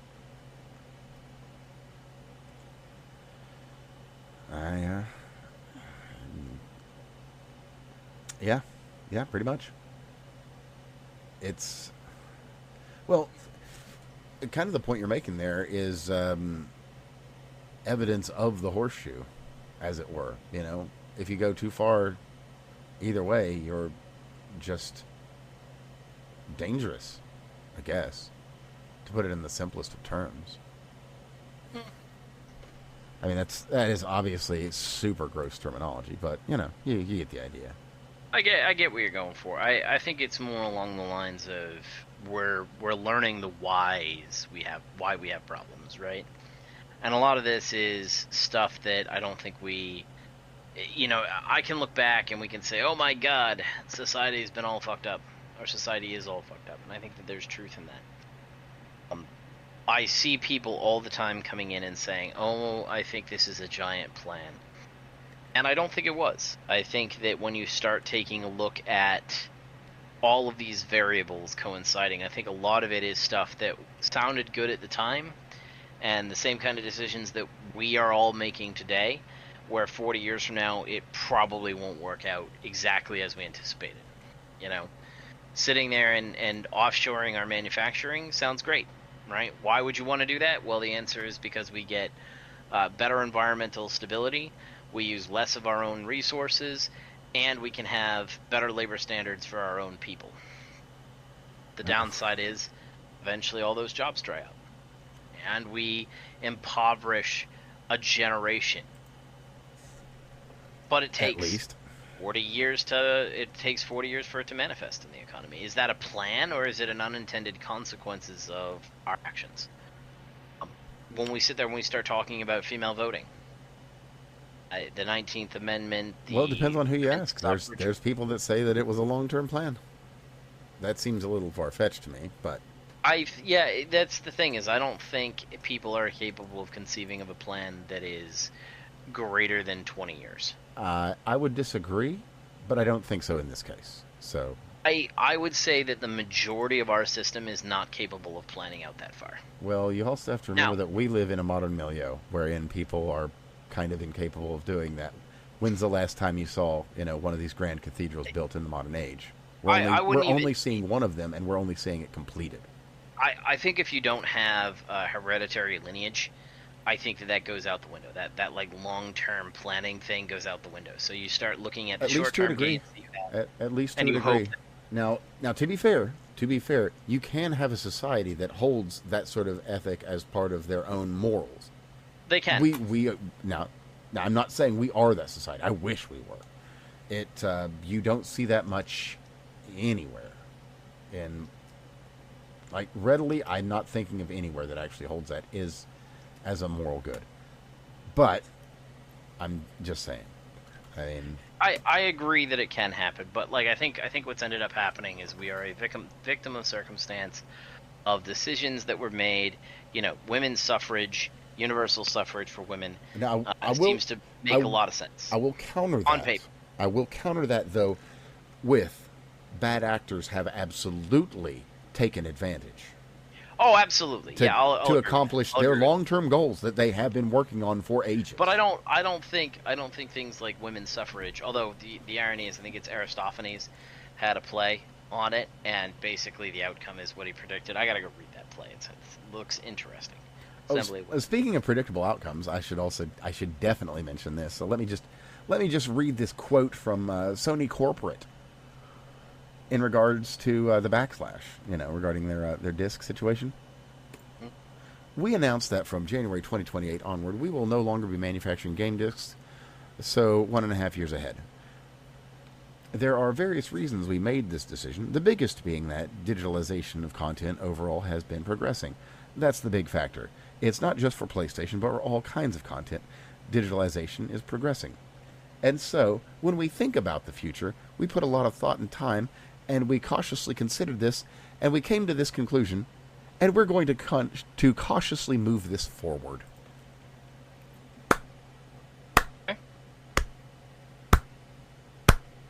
Hey, I don't know. I switched to digital goods and services like I have down in my basement. Well, the thing is, we have PCs, and we have GOG. There is no PlayStation GOG. There is nowhere that you can just download and own the thing. I agree. I also think that that's where the market's going. Like I don't think digitalization isn't essentially a bad thing, because the example I just gave, you've got your digital GOGs. market and digital goods and full digitalization is not the problem. The lack of consumer protections is the problem. That's a government issue, not a PlayStation issue. Don't disagree with that at all. If PlayStation sits there and looks at the market and says, hey, this is where the market's going, this is what the market's doing, this is where everybody's adapting, let's continue to do this, that's perfectly fine. If we turn around and say, hey, there's a negative externality and a negative risk associated with that, well, the reason that we perceive that as a negative externality and a negative risk is because of historical events. That's not all the events. There's plenty of games that are still live and active and all that stuff. But the historical precedent does exist. And we see more and more companies switching to this, hey, we're going to sit there and do a whole bunch of shit that's not consumer friendly. Well, guess what? That's a perfect example of where regulation needs to be in play. Cough, Konami, right? The cough. individual consumer does not have the power and authority to force appropriate market change in a regulatory environment. No. And we do need to regulate the digital space. That is not that PlayStation sitting there and saying we're going to cater to this market, which is the majority of our sales, is not inherently problematic. It is the lack of consumer protections on that market that is. Now, to be fair, they are being assholes, and it mostly does fall on Sony of America. But your point still stands.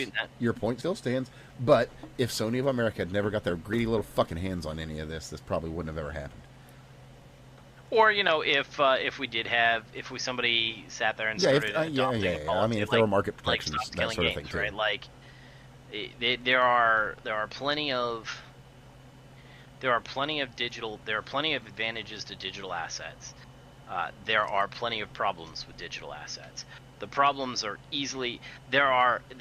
I am more likely to be able to have access to digital games that are long since expired, assuming that consumer protections are put in place to allow the perpetuation of that game within the online media content space, than I am to take a physical disc and keep it for an indefinite period of time. So there is, just because the storage is distributed, there is a huge advantage to digitizing everything and making everything digital and making sure that it survives as an internet tombstone long into the future. Now, by that same note, the preservation of data is a noble topic and a noble quest. But, and this is something that has actually just come up recently, is we've learned that, or I don't know if I should say we've learned, we kind of knew, we'd heard about it before, that a lot of these big data companies have been buying up old books, rare manuscripts, scanning them and destroying them. And that is beyond the pale, in my opinion. I understand it from, copyright bullshit terms or whatever, but it's still bullshit. You don't have to destroy the things. There are ways. So they've got these machines that cuts the spine off of a book, and then they're just easily able to scan these old pages. But unfortunately for them, there are machines that don't destroy the books and get just as clean as scans. So there's really no excuse for this other than greed, or perhaps just a desire to have a quick solution and not really care about what the right thing is, I guess. I mean, personally, I think that you should try to preserve knowledge and preserve books. Same. But I also think that if they paid for it, they can do whatever they want with it. They can, but, the whole knowledge is the human birthright thing, kind of. Yeah, but I mean, as long as they're not doing it to single iteration books, which most books are not. Well, that's what they are doing, though. They're doing that with old books that there aren't more copies of. They're doing this. That's why it's such a problem. It's that these are rare books that have very few copies out there.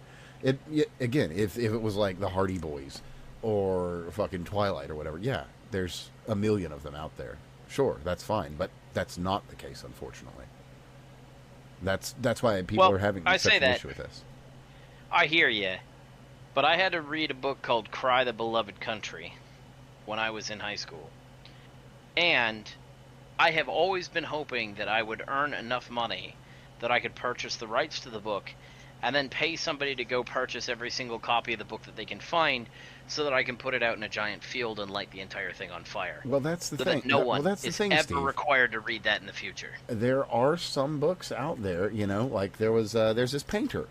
There were a lot of books that he didn't like and his friends didn't like. And to be fair, they were horrible books that made the world worse. And then he and his friends got them all together and burned all those books. And, there are some people that say that was the right thing to do. Anyway, moving along.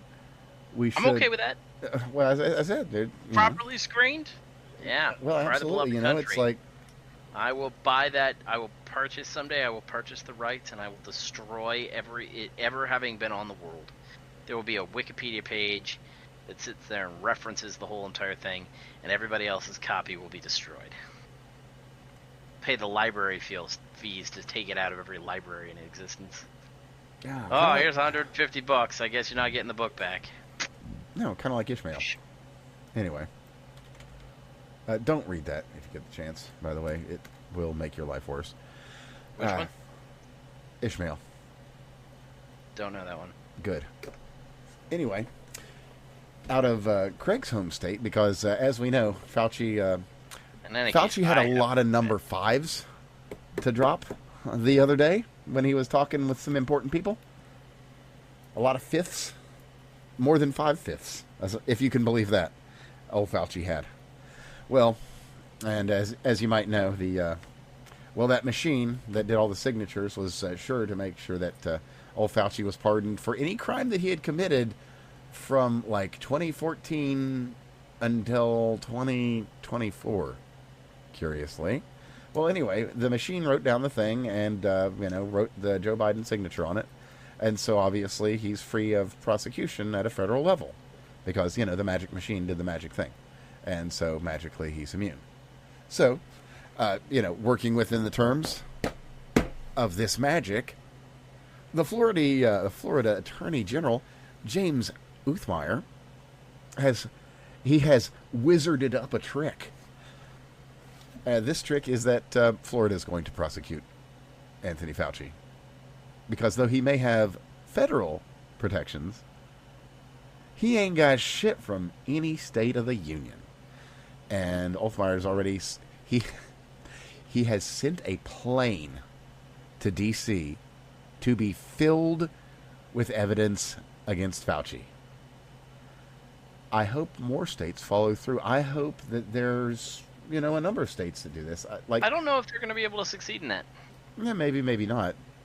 But it'll be interesting to see what happens. Because ultimately, right, you got to keep in mind, Fauci, I don't know if you can turn around and look at Fauci and say he committed crimes. Lying to Congress, he did, right? He's a federal official, and he lied to the American people. He did that too. Now, to address your point specifically, I get where you're coming from, and I see your point as, I am the Don. I have committed no crimes. All that has happened is men come into my office. They ask me questions. I answer the questions. I'm 100% in that boat. I'm 100% there with you, right? Okay, well, fair then. I get that he made proclamations and statements, and that resulted. Now, I would love to see some discovery come out on this, where it's just plain Jane clear as day, because the diary has been damning, but not necessarily like a look. My name's Johnny Evil, and I kill people. I think that what you're going to end up finding out,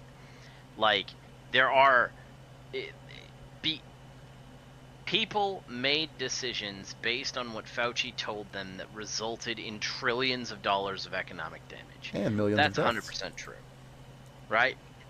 Millions of deaths, maybe even. Right? All of that's true. He personally enriched himself. Did he break any laws? Yes. Just because you're bad. Did he break any bad, serious laws? That's the real question. Yeah. Because he did. Just because he's a bad guy, just because he did a bad thing, just because he was wrong, and basically destroyed every mantle that he donned, from science to healthcare to all the rest of them.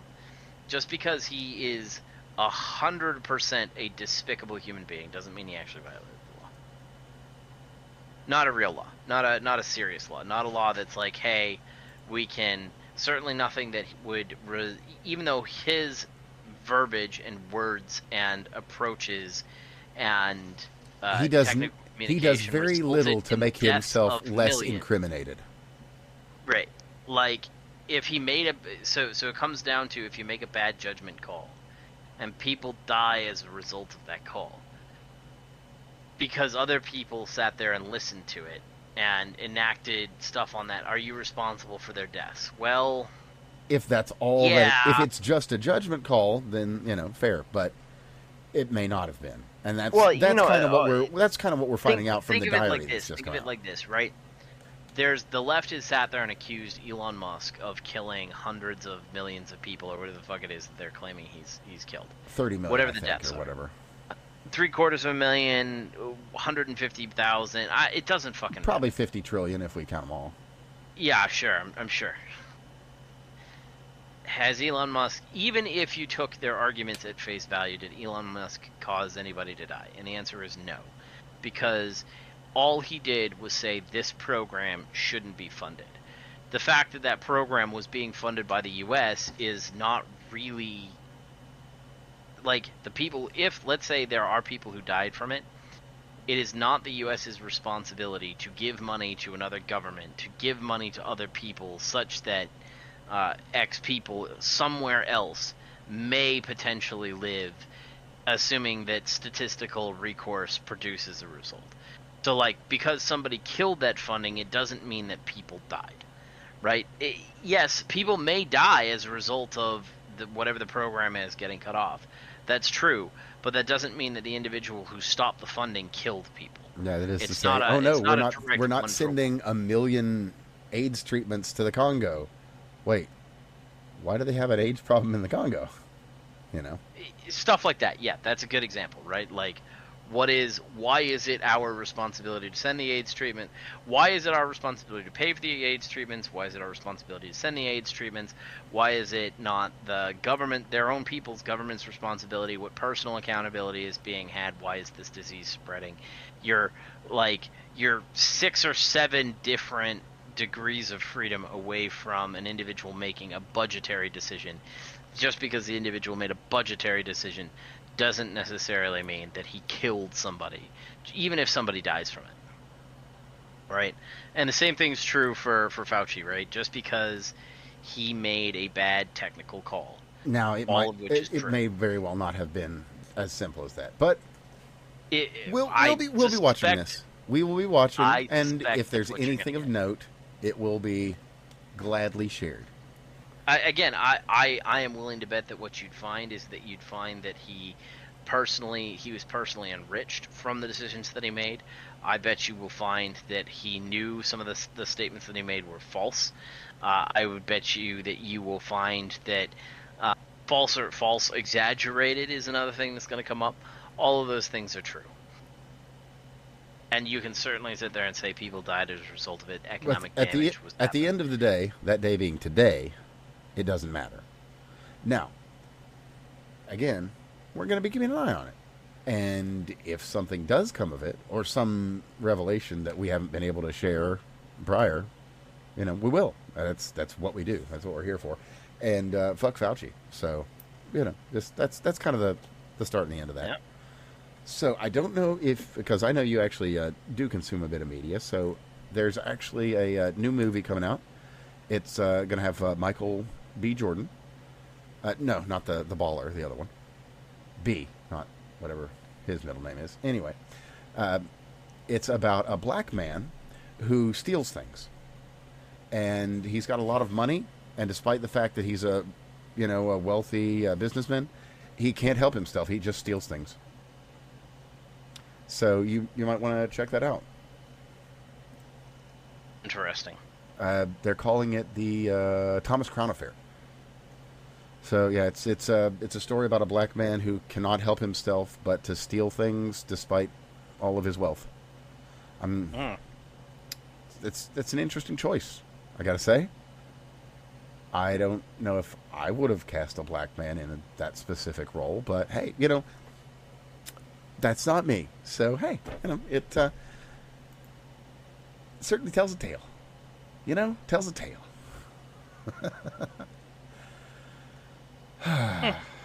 Speaking of tales, here's a fancy one. So we reported on this ages ago, just as kind of a by-the-by thing, and that was the weird shit at Blizzard. The theft of breast milk, that there was some room that had a Bill Cosby photo, or it was the Cosby room, or that some employee killed themselves or whatever. That didn't actually ever happen. None of it. All of that was completely fabricated for the purpose of infiltrating the Blizzard studios and ensuring that the men that built Blizzard were pushed out. That's the whole story. So now we know. Yeah, it was all bullshit, and it was entirely just to change the culture at Blizzard. But this should surprise no one. I mean, we've been reporting on these culture warriors for years now, and that's exactly what you would expect of them. There you go. All right, so let's close out with something good. Let's see, what do we got here? I know I've got one cool story. I think I've already got it loaded up. Let me just check. Yeah, here we go. So we've got a new act. Well, it'll have to obviously pass both houses, but the Make American Guns Again Act has passed. It's a part of the defense spending authorization bill, so it probably will go through. Just to read off here the statement from Dave Taylor out of Ohio. America's military was designed to be the most lethal fighting force, and I'm proud to be... if I can say words right. And I'm proud to support this legislation that will ensure our warfighters are equipped to win. My MAGA Act will shield our weapons supply chain from dependencies on foreign countries, and I'm proud to see it included in the fiscal year 27 NDAA. Our service members' success starts with confidence in the weapons they carry into battle, and my bill will do just that as they fight to protect the freedoms you hold dear. Long and short, American weapons are going to require American parts. Let me see if there's anything real super specific in here. Let's see. Measure would require Secretary of War to issue recommendations to procure more small arms and light weapons from companies that are American-owned, operated, and located in the U.S. That's going to mean stuff like avoid HK and go with, like, Knights Armament or what have you. Let me see. Another statement from here. In Ohio, it's Ohio common sense. Foreign entities should not control our military's ability to defend our liberties. If our weapons supply chain is not secure, then neither is our nation's future. Buying American-made guns from American-owned and American-controlled companies is necessary not only to ensure our national security, but also to support domestic manufacturing and create well-paying jobs. This bill is pro-America, pro-worker, and pro-American manufacturing, and I'm proud to introduce it today. So, yeah, pretty much what I was saying there. See if this has got any other specific notes about anything on there. Looks like Randy Fine out of Florida is co-sponsoring the bill, which is an excellent idea. Yeah, pretty much what I was saying there. So just keep American guns, at least that are being used by the military and our services, to be made by American manufacturers, which, fair enough. I mean, honestly, though,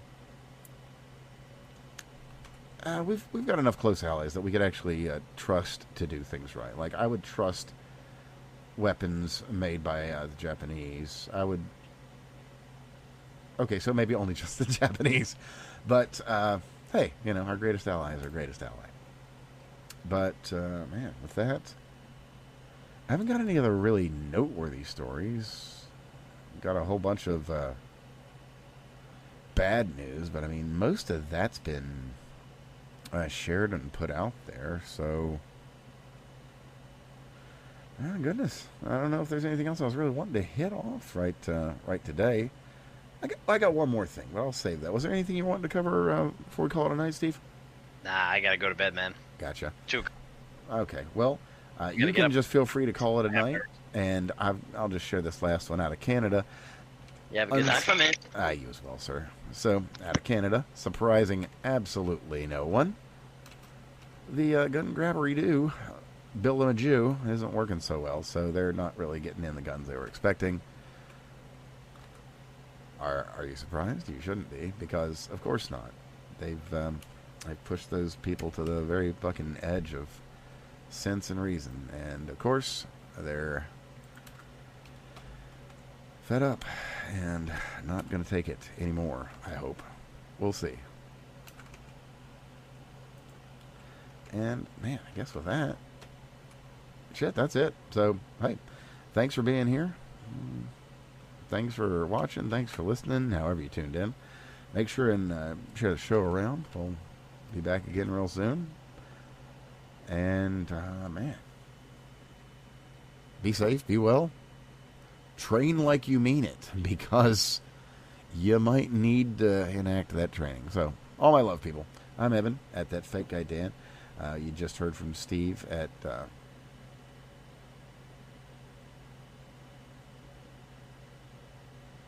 Wow. I hate it when that happens. At Ratman720. And Craig Bob 99. You can find my man Craig there. Both on Twitter, X if you like. I think they've got some other social media out there, but I'm not 100%. But either way, that's going to be that. Share the show around. Give us each and every one a follow. Make sure you leave a comment down below if you'd like. The last two shows have had a secret subject. Leave a description of either, and we'll let you know. See you soon.